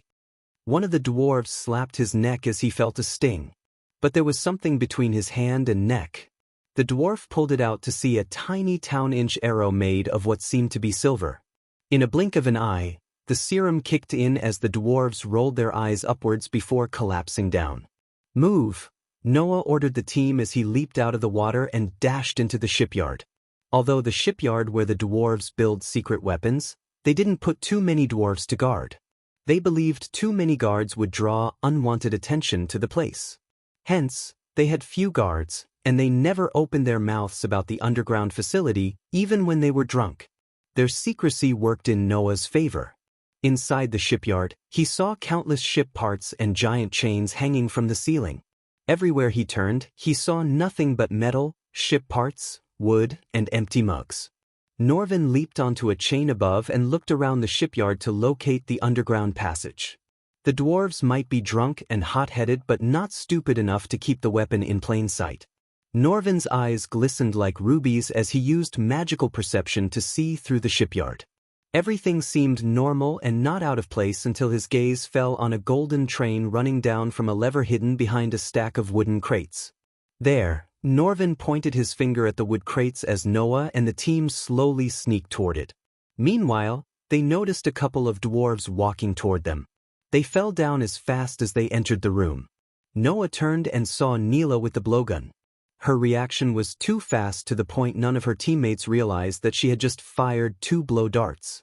Noah gave a nod of approval before turning his gaze back to Norvin. "Knock out everyone and meet me down," said Noah. Since Norvin's true form was small and he could move around the shipyard without getting detected, Noah tasked Norvin with knocking out the dwarves. Even if he somehow got caught, the dwarves wouldn't connect this to the Guardians. After all they saw was a monkey. Speaking of being a monkey, Norvin took out a brown pill from his space ring and tossed it into his mouth. As soon as the pill melted down, his golden fur turned mud brown.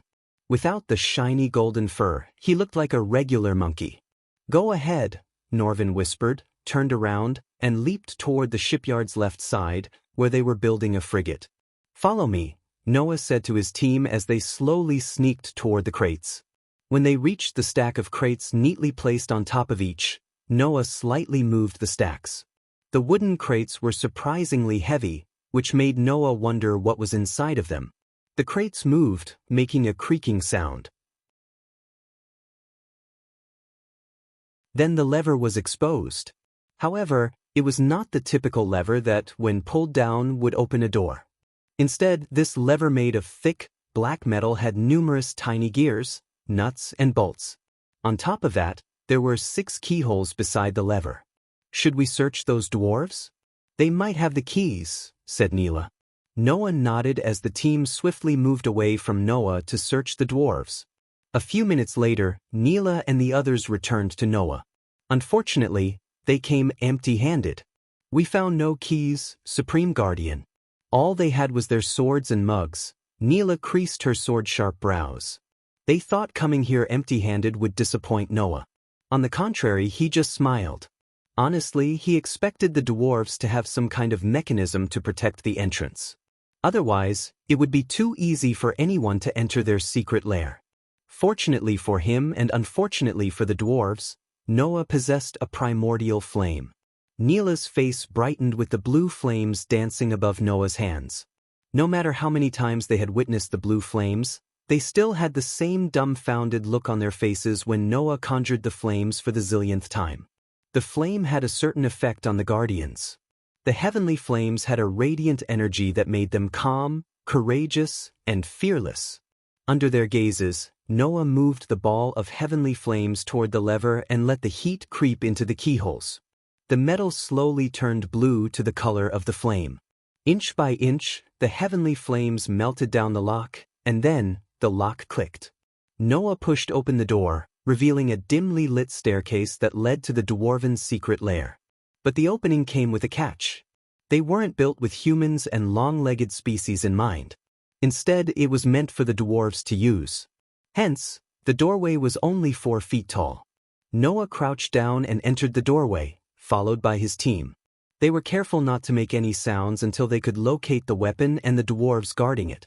After climbing down almost 50 steep steps, everyone, including Noah, felt a chill running down their spines. Hammond wasn't kidding when he said the weapon was massive in size. It was almost the size of a frigate. Compared to it, the prototype was just a baby. The weapon didn't even need to be powered up, but if someone simply blew into one end, the bell-shaped mouth would amplify the volume loud enough to kill several commoners. "Put on your masks," Noah ordered the team. He saw several dwarves and no way of knocking them out without getting caught. One by one, Noah's team put on a porcelain mask resembling the face of a mannequin. When they wore the masks, their ears grew a few inches outwards, making them look pointy and elven-like. Those who look at Noah's team would immediately believe they were elves wearing masks. The dwarves and elves hated each other for all reasons, and Noah didn't think adding one more to the pile wouldn't make much of a difference. Initially, he considered using black skull masks to portray themselves as the Dark Lord's army. But after thinking of the dwarves' nature of hot-headedness, he immediately removed that idea from his head. Because if the dwarves went against the Dark Lord, he would kill them, and he would reduce their entire clan to the ground without a shred of mercy. Noah slowly walked forward, stretching his arms and neck. "Stop what you're doing, you filthy animals," Noah's thunderous voice swept across the yard. He was quite good at the way elves would speak to the dwarves in a situation like this. The dwarves almost jumped from their feet when they heard the sudden voice. They immediately jumped down from the weapon, rushed out from the corners, and climbed down through the chains with their battle axes in hand. Bloody elves. The dwarves were more furious than they were shocked. Just the sight of pointy ears made their blood boil. The dwarves didn't even mind the huge cultivation gap between them. That was why the dwarves were often called hot-blooded and borderline stupid when it came to a battle. "Kill those fucking pointy-eared fucks," one of the dwarves raised his battle axe, crying out loud.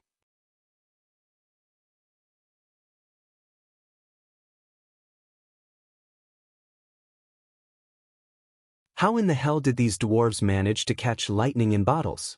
Say whatever about the dwarves, they never ceased to amaze Noah with their innovations. Granted, Hammond was on another level compared to the dwarves, but it didn't mean the dwarves were incompetent. It was just their hatred toward the elves that got the better of them and forced them to kidnap Hammond. Still, Noah felt like he was missing something in this whole story. He couldn't put his finger into what it was, but his gut told me he was missing something, a crucial piece of the puzzle. While his team was turning the place upside down, searching for a safe, Noah pulled out a jar from the power compartment and put it in his space ring. He had a feeling this might come in handy later. After closing the compartment, Noah continued to walk around the weapon. When he walked a full circle around it, Neela returned to him with a proud grin on her face. "We found it," said Neela. "Lead the way," Noah sighed in relief inside. He was glad everything had gone according to plan till now. The red-haired beauty led Noah to the safe that was located in a small room. When Noah entered the brightly lit room, he was welcomed by a long oak table, chairs tall enough to accommodate dwarves, and numerous racks filled with parchment and scrolls. Whoever occupied the room didn't give a damn about tidiness. Everything was lying around out of order. It would be a miracle if anyone could find something in the room. The parchment and papers on the ground rustled as they entered the room. "There it is," Neela pointed at the safe built inside the wall to Noah. Just like the lever they used to get into this area, the safe had several keyholes as well as tiny gears. If Noah wanted to get the blueprints unharmed, he would have bothered to look for the keys. Since he was here to obliterate the plans, he just went to the safe and sent a stream of heavenly flames into the keyholes. The entire safe melted down like butter in a few moments. Then, Noah turned his focus onto the bigger problem, the weapon itself. "How do you plan to destroy it?" asked Neela. With ease, they heard Norvin's voice. When they turned to the doorway, they saw Norvin walking toward them in his human form. He carried a red oak barrel on his shoulder. "Explosives. I found this in a room. Apparently, it's a new kind of explosive, more powerful and more stable. At least that's what I heard from the dwarves before I knocked them out cold," said Norvin. "Push this baby into the weapon and watch it go kaboom." Problem solved. Norvin placed the barrel heavily on the ground as Noah's team almost leaped out of the room. "I told you. It's stable. Stop messing around," said Noah with an amused smile. "I will take care of destroying the weapon. You guys go ahead and get the dwarves to safety. I don't want them to get caught in the blast," said Noah. If it was Michael, he wouldn't have bothered with saving the dwarves. They built weapons to kill people, so they deserved to die. That would have been Michael's argument. Luckily for the dwarves, Noah wasn't a vengeful god like Michael.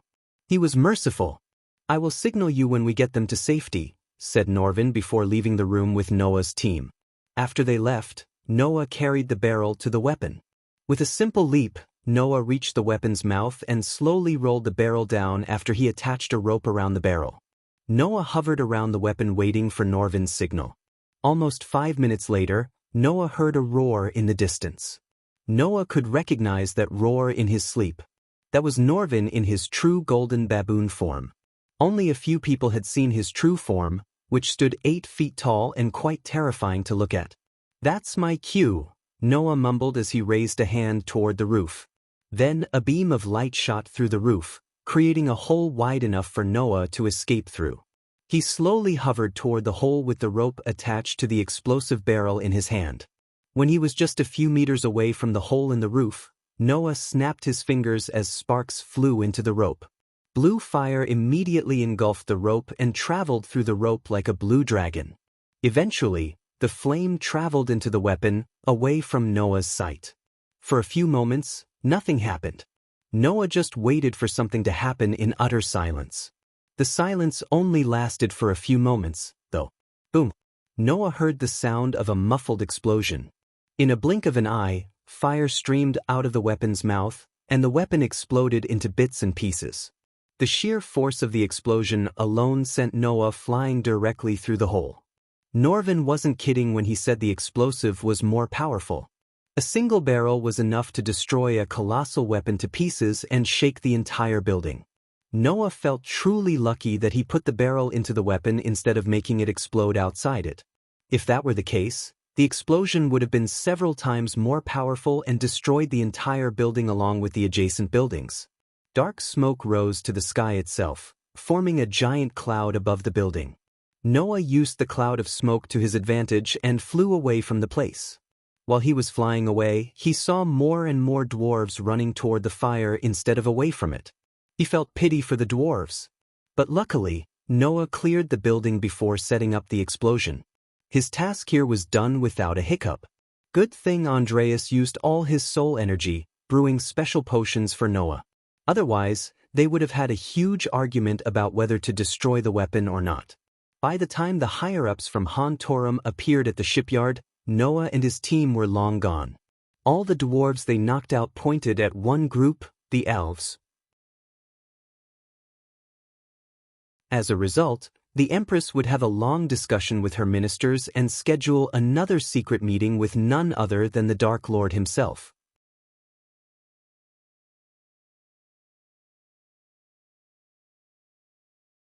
Chapter 835 The Inside Man of the Dark Lord. A few days after Noah destroyed the weapon and the prototype, as evening cast her dusky gown, when the air became fresh and restful, the time of joyful reflection arrived. The brightly lit city of Ice Fair met the peach sky. The evening arrived in stately fashion, with all the grace of a breeze in repose. Neela was on her way to meet her friend and fellow teammate, Alvaro Torres. He lived alone in Ice Fair and worked hard to get to Noah's team. The cobblestone pavement was littered with people of all manners. It wouldn't be an understatement to say the Ice Fair was the hub of Kingdom Kethern. People came from everywhere to Ice Fair to enjoy their time and buy rare things. One could argue that Ice Fair was the second safest place after Penn Town, where the Supreme Guardian resided. Neela wore white robes and put on her hood to cover her face. Some unruly hooligans were fighting and rolling on the ground. Neela walked around a cart that barely avoided the two hooligans. She was on her way to Alvaro Torres to talk about collecting information on potential targets who might be helping the Dark Lord. Everyone in Noah's team was ordered to pursue information about the Dark Lord's subordinates in their free time. However, they were strictly ordered against going after them without Noah's permission. Considering Neela was an ambitious girl, she chose the Dark Lord's head of information gathering as her target. Noah and Alicia believed the Dark Lord had someone powerful, connected, and influential working under him who was responsible for recruiting people into their course as well as gathering information.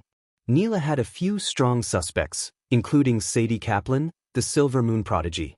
Unfortunately, everyone on Neela's list had higher positions in prominent clans or organizations.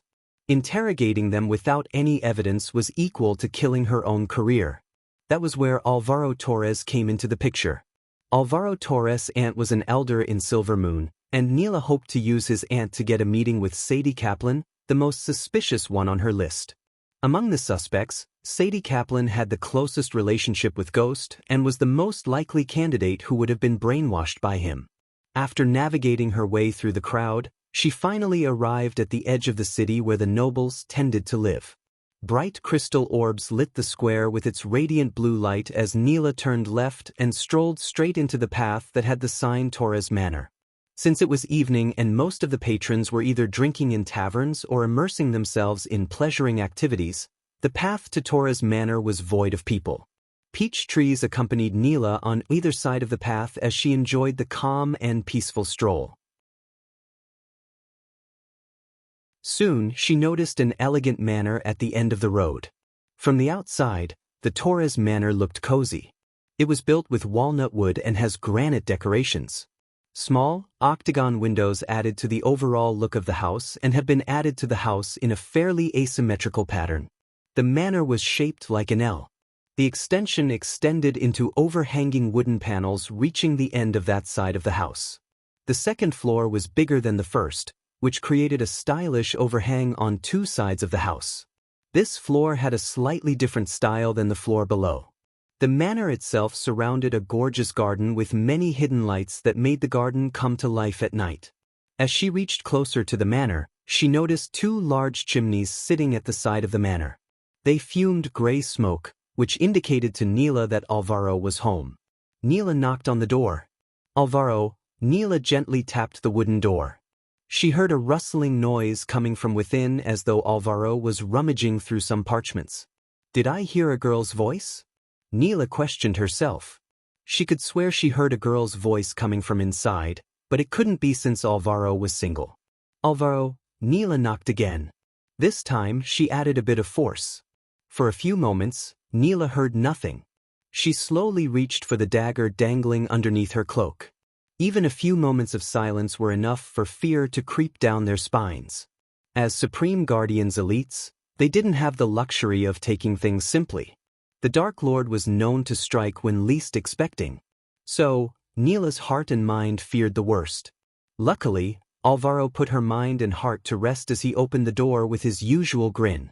Alvaro was a brown-haired youngster with a stubble beard. He was neither too tall nor too short, with a medium-built body.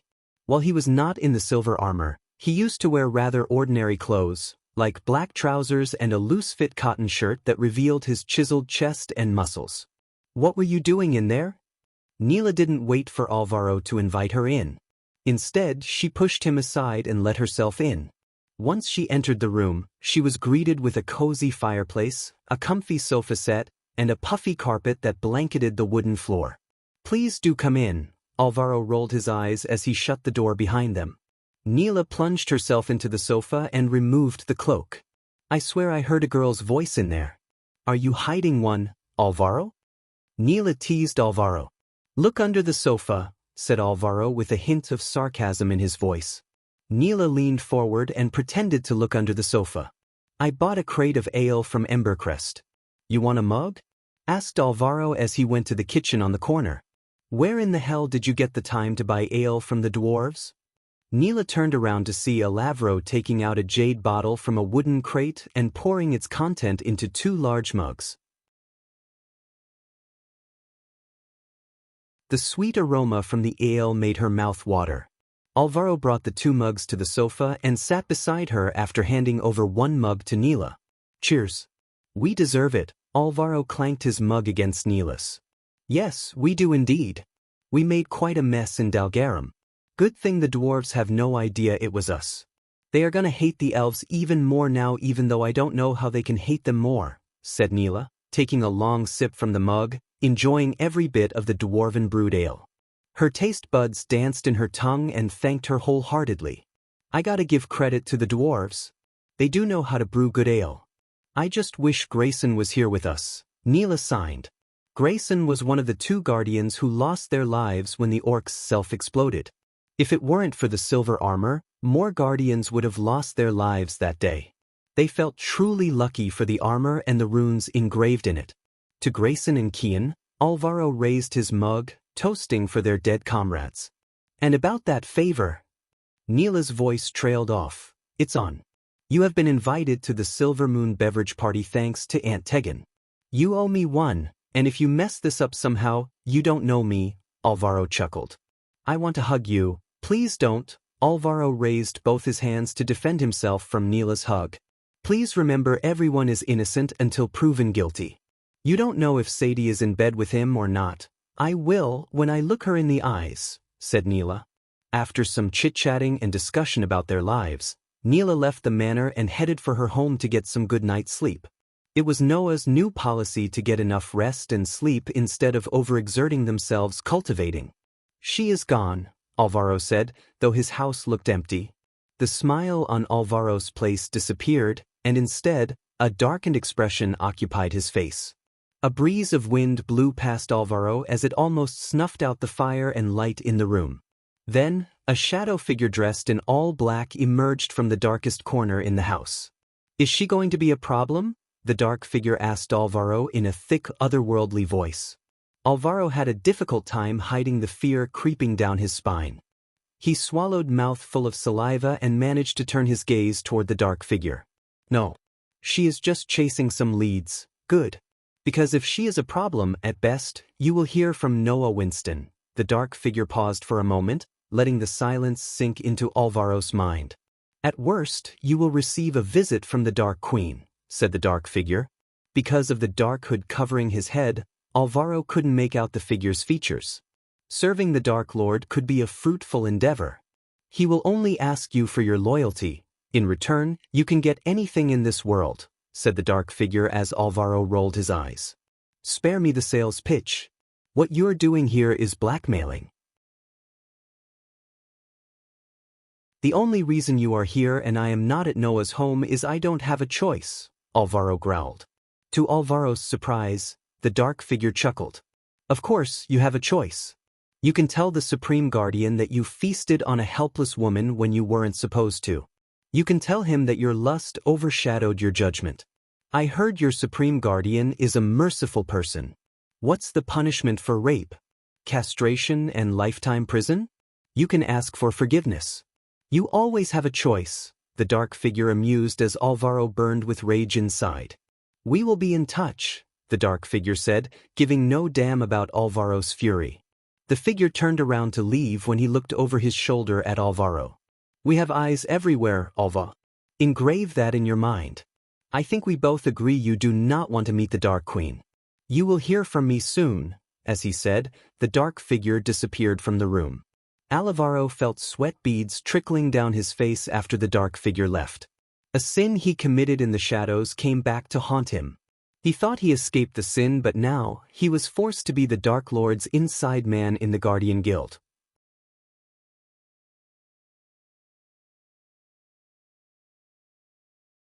Chapter 836 Beast of Itnes, Current Day. Michael was on his way to harvest everything he needed to fix the gold coins problem. Taskin and Thilv accompanied Michael as Vidora chose to stay with the tribe because they liked how the wood elves treated them. Almost all the trees had sparkling blue leaves instead of the usual green leaves. Not only the cyan color of the forest but something fresh in the air that put everyone at ease. Michael felt the forest around him was alive. Any predators around here? Michael asked Taskin and Thilv. Except for the wolves Michael killed at Tar's campsite, Michael met no predatory animals. The rabbits, foxes, and birds Michael saw had sparkling bodies. They glistened under the canopy's shade. They used to be around, Taskin started to answer Michael. But ever since the demons occupied the mother tree, they ran deeper into the forest. This place crawled with all kinds of creatures before they invaded us. You cannot walk a minute in the forest without catching a glimpse of something. Now it feels so void of life, said Taskin. You might meet a few where we are going, my lord, said Thilv. She addressed him as my lord instead of the Dark Lord. Michael grew quite tired of being called the Dark Lord by the elves sooner than he expected. Therefore, he ordered them to call him like his subordinates and men, my lord. At first, the wood elves seemed reluctant, but after Michael ordered them, they changed how they addressed him. The three of them enjoyed their walk in peace. Instead of bringing a group of elves with him, Michael only brought Thilv and Taskin. This couple seemed competent and knew the forest like the back of their hands. Plus, Michael wanted to know more about the two wood elves. So the humans here worship me or any other god? Asked Michael. We don't know much about them, my lord. They live far, far away from the mother tree. We call them the Water Tribe, said Thilv. Because they live nearby water? Asked Michael as Thilv nodded. I want to meet them someday before I leave this world. Thilv and Taskin stopped walking when they heard Michael. They turned around worried. Are you going to leave us, my lord? Thilv's eyes watered. Taskin was actually stunned to see Thilv behave this way in front of the Dark Lord.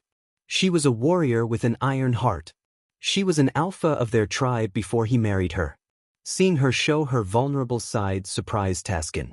I told you, there is entirely a new world out there where I must be. But fear not, I will visit you often. When the time comes, I will build a gateway connecting the worlds so people can travel between, said Michael. Speaking of the other world, Michael wondered how to leave this place without using badass points. Somehow Michael believed there was another way to get out of this world. The past Dark Lord may have left something for him since he seemed to leave a lot of things to guide Michael in his path. The God's world? Philv asked with a completely stunned face. More like a messed up world where I have lots of enemies, Michael chuckled. Jokes aside, I do plan to bring you there. But not before I fix everything here. Clothing, for example, said Michael. My lord, what is wrong with our clothes? Philv's naive question almost made Michael laugh, but he smiled and gestured at them to lead the way. Almost after 7 hours, the sun slowly descended toward the horizon. One would expect the forest to get dark, but on the contrary, the trees and vegetation around them glowed brighter. The luminescent leaves, mushrooms, and barks lit the forest like neon lights. Michael let Taskin and Philv take some rest before continuing their journey. He lost track of time as he followed them behind deeper into the forest. Eventually, Michael noticed the veil of mist slowly appearing in his sight. We are getting closer to the spot, my lord, said Taskin. He looked a bit uncomfortable and borderline afraid. They were stranded far away from the mother tree and her protection. Usually, the wood elves would avoid traveling deep into the forest at any cost. All tribe elders prohibited venturing deeper into the forest as they believed it made the wood elves mad.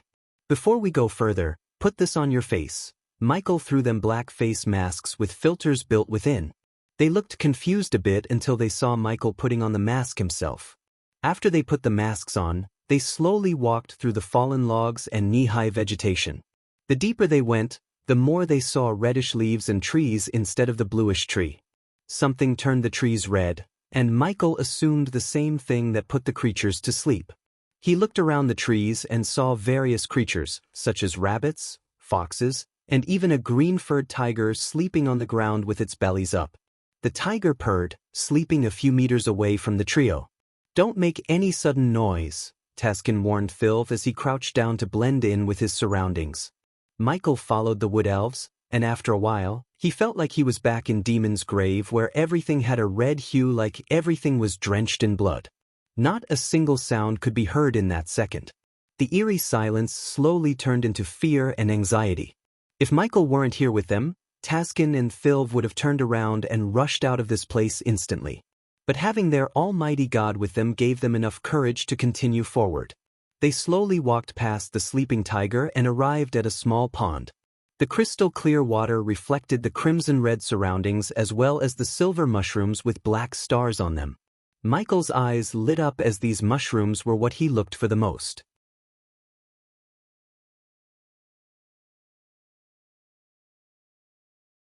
It seemed like he heard the same rustling that she had heard just a moment ago. Taskin and Philv looked over their shoulder to see Michael calmly walking around picking blueberries. My lord, Taskin whispered, trying to get Michael's attention. There is something approaching us. Yes, I know that, Michael calmly answered Taskin. The brown sack into which Michael put the blueberries disappeared along with the pile of mushrooms on the ground. He then strolled toward Philv and Taskin. Stand back.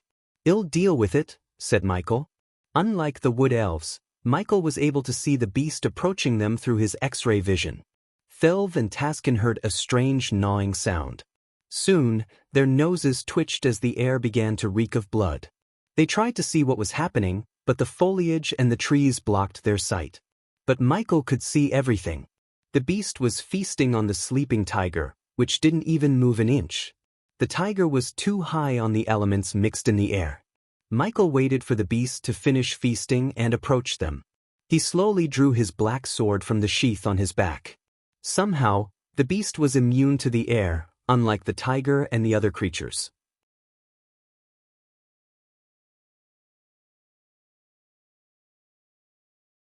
Chapter 837 Fighting two beasts in the same day. Each moment felt like an eternity to Philv and Taskin. They could hear their heartbeats slowly rising. Their eyes were fixed on the forest before them. Soon, the beast slowly stepped out of the cover of the trees and granted them a look at its body. Philv and Taskin took a step back. The beast reminded Michael of the Komodo dragon back on Earth. It was a large lizard with long tails, a strong and agile neck, and sturdy limbs. The beast's tongue was red, forked, and oozed blood. It had a stone-color skin with distinct, large scales. The beast hissed at them but locked its gaze on Michael. Somehow, the beast sensed the real threat among the three was Michael. Perhaps the sword in his hand, or perhaps he himself threatened the beast. Michael felt Mother Luck was on his side today. While harvesting the ingredients, he pondered about the antidote. To brew an antidote, he needed something that was naturally immune to the air around him. That's where the beast came in. If he could get the beast's flesh and blood, he would be able to brew an antidote without a problem. Michael clenched his dark sword. One would be surprised to see the 3 dragons in his hilt wrap around his arms like they were alive and provide more grip. He didn't take out his second sword but decided to slice and dice the beast using one. Step by step, the beast strolled toward Michael. Felv and Taskin slowly walked backward while maintaining their focus on the beast. However, the beast only focused on Michael. When the beast was just a few meters away from Michael, it started to gallop, increasing its speed significantly. Suddenly, the beast pushed its legs into the ground and lunged at Michael with its mouth wide open. The poor beast had no idea how fast Michael could move. He just swayed his body to the side and dashed forward with his blade tilted to the side. Felv and Taskin felt a gust of wind blow past him as one beast became 2. Michael's sword cut through the beast's body like a hot knife through butter. 2 halves of the beast hit the ground with a sickening thud. Blood sprayed out everywhere, including Michael, Felv, and Taskin. Michael sheathed his sword back into the sheath and turned around. The beast looked like neatly cut fish fillets, except it had more blood, bits of pieces of the tiger it just ate, and entrails. Although the wood elves were shocked at how quickly the beast died, they weren't disgusted by the sight of its dead body. This told Michael that these wood elves had witnessed much worse. Good, they aren't soft bloods, Michael said to himself. He flicked his wrist as a dagger, and a glass jar appeared in his hand. Then, Michael squatted beside the 2 halves of the body and carved out the beast's heart, flesh, and collected its blood into the jar. Once again, Michael hated the system for not giving him any experience points. But then again, killing a creature with no cultivation level was as easy as stepping on an ant. It was no challenge or thrill. After collecting the body parts of the beast, Michael turned his focus on the ingredients. "Shall we continue?" asked Michael as Felv and Taskin snapped back to reality. They continued to collect the mushrooms. Hours passed without their notice. Michael enjoyed the momentary peace and quiet. Eventually, Michael picked enough mushrooms and harvested enough ingredients to get his potion business running for a few months. This time would be enough for him to earn gold coins and invest or build businesses to generate passive income. "It's enough," said Michael. Felv and Taskin were sweating. The task exhausted them quite a bit. "If you don't mind me asking, my lord, what are you planning to do with all these?" "They seem poisonous," Taskin asked Michael. "They are. But with a little bit of magic, the mushrooms could be turned into something special," Michael answered as he strolled toward the pond. He washed his face in the crystal-clear water. Then he decided to return to the tribe. On the way back, Michael led them instead of the other way around. He memorized the path back to the tribe. Taskin and Felv followed him while cautiously looking around their surroundings. Almost after walking in peace and quiet for an hour, Michael slowed down. The red forest was far behind them, and they entered the forest part with sparkling blue trees. "Something wrong, my lord?" Taskin questioned Michael. "Climb up this tree and stay there." Michael pointed at the tall tree beside him. Taskin and Felv were bewildered, but they chose not to question their god. Taskin nodded as he put his back against the tree, boosted his wife to the top, and climbed up the tree with Felv's help. They used the branches and holes in the tree as stepping stones to reach the top. Michael leaned against the tree as though he was waiting for someone. Suddenly out of nowhere, an arrow soared through the air, piercing the veins, foliage, and saplings. The arrow almost hit Michael's wrist where he wore the Olympus. It didn't feel like whoever fired the arrow missed the mark but targeted the Olympus precisely. But before the arrow could hit Olympus and shatter it to pieces, Michael caught the arrow just a few inches away from Olympus. Upon sitting on the highest branch in the tree, Felv and Taskin were stunned. As far as they could see, no one was there. Still, the arrow came from somewhere. You are good marksman. I give you that. Michael's voice swept across the forest. Pity you are not as good as you think you are, said Michael. He was nonchalant about the arrow or who fired it. Ever since he stepped onto the demon's grave, he had a feeling someone was following him. Although the environmental scanning sensed nothing, his instincts told him that he was being followed. Yet again his instincts were spot on. Michael heard the sound of the whistling wind as another arrow came from another direction. Not even a second passed when another arrow soared through the forest from the opposite direction of the previous arrow. Michael caught the two arrows just in time before they hit Olympus. Whoever you are, you want a fair fight. Am I right? Asked Michael. Arch energy from the crystals amplified Michael's voice to the point the creatures around him scattered away in fear. The arrows stopped. Then, Michael threw away the arrows and removed Olympus from his wrist. He had a feeling the one who fired the arrows was watching everything. Michael placed the Olympus on the ground and waited for the person to show themselves. Silence fell over them. A few seconds later, the vegetation around Michael rustled. Thrive, and Taskin noticed something big and black approaching them. The figure lurked in the shadows and seemed to hide itself using the shadows. They perfectly blended with the forest despite how colorful the forest was. Stay up there, Michael said to Taskin and Thilv when they seemed reluctant to stay still and let Michael handle the shadowy figure. The rustling noises pounded louder and louder as the figure finally stepped out of the shadows. Thilv and Taskin were caught off guard. Simply put, they were stunned. It was a giant black panther that walked on its 2 feet like a human. Michael remained calm as the Black Panther cautiously made his way toward Michael but kept a safe distance. When Taskin and Thilv looked closer, the Black Panther had more humanoid features than they initially saw. He had the face of a panther and shiny black fur, but his muscles and limbs looked more human than those of a panther. His black-tail swayed with the wind. The Black Panther's eyes glistened with immense killing intent. Michael could feel the murderous lust radiating from the panther. Where did I see you before? Michael rubbed his chin.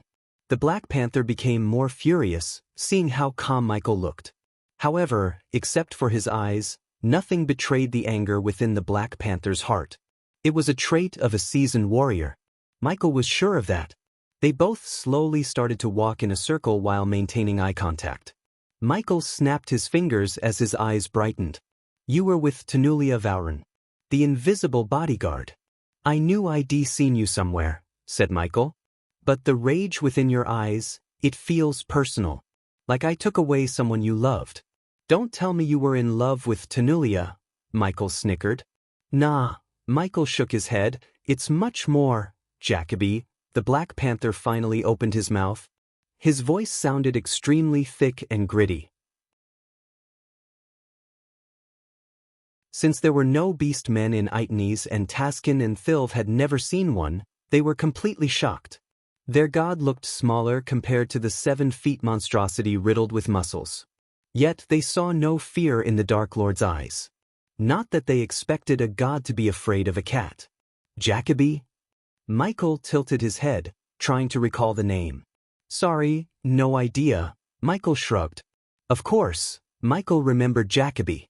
Even if he didn't know the name, the Black Panther had a resemblance with only one person Michael had met, the one who tried to hunt down Gaia and almost succeeded. Everything started to make sense except how this Black Panther managed to not only enter the demon's grave but also come here. I shall make you remember then. Ghost. The Black Panther addressed Michael by his name instead of the Dark Lord. Before he disappeared, he was tracking Gaia, the Queen of Nagaland. Did you kill him? Asked the Black Panther.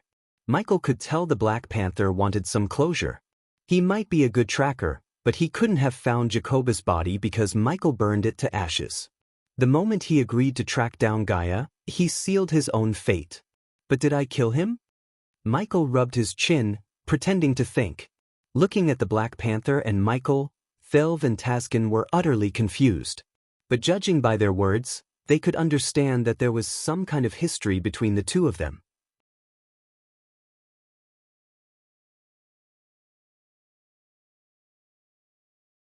Chapter 838 Cat and the Way Back Home. Defeat me in a duel, and I might tell you what I did to Jacoby, Michael snickered.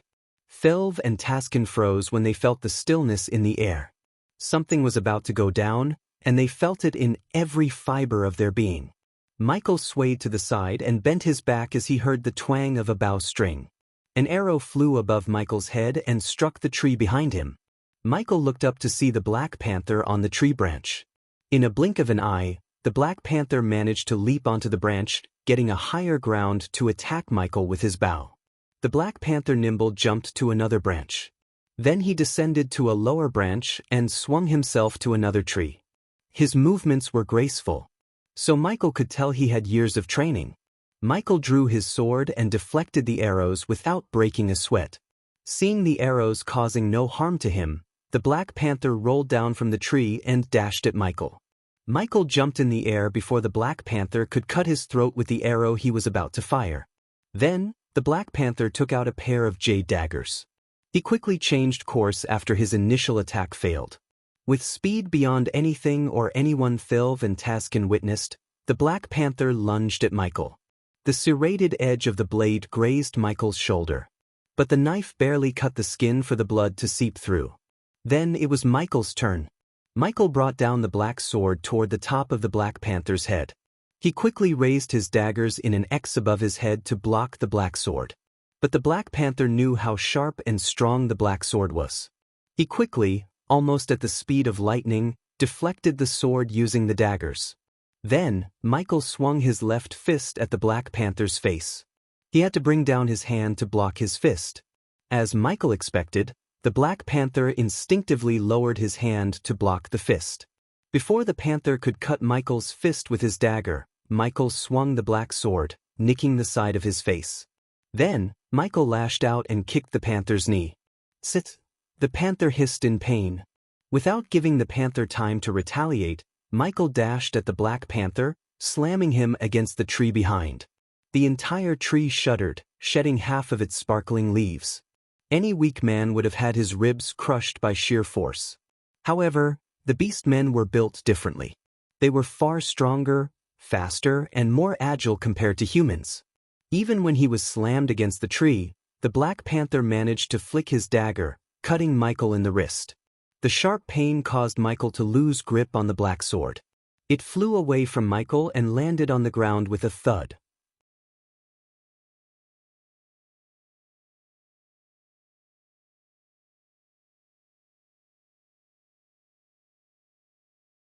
The system level is too low to answer the question. The system's answer disappointed Michael. How do I use dash? Michael halted his question as he suddenly remembered the copper ring left behind by the past Dark Lord. He had a feeling that the copper ring might open a portal using the coin. But it was not the time for him to test the theory. There were so many unknowns in Itnes and the demon's grave. For now, getting home safely took high priority. However, before he could leave, he had to visit the ash field and see what Skyhall was up to. With few things and many questions in his head, Michael strolled toward where he put the Olympus, picked it up, and wore it around his wrist.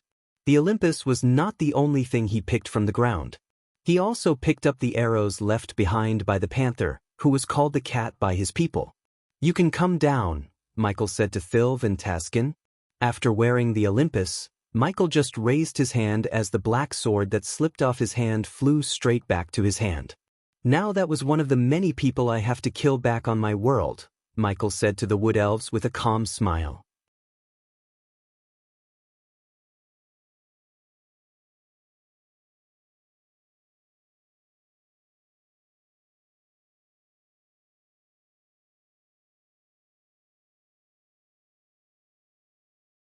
Just aim and fire. Michael demonstrated how to reload the crossbow and fired another bolt farther than the previous one. When he first arrived at his new world from the Earth, he had a hard time hitting the targets using a bow and arrows. Of course, he could hit the targets in close range, but the cultivators used arch energy to hit targets beyond what a normal human being could hit. Thanks to Gaia and practice, he became a deadly marksman. He still had a long way to go to reach Gaia's level. She was a frickin' beast when it came to long-ranged combat. One time, He saw Gaia hit a drone flying through dark clouds in a storm from 500 meters away. He doubted he could reach her level without the system's help. She was a natural-born marksman. Many elves gasped in shock, and then their eyes sparkled, hoping they would get one from Michael. "I will make more soon. For now, I'll let Kirat decide who gets one," said Michael.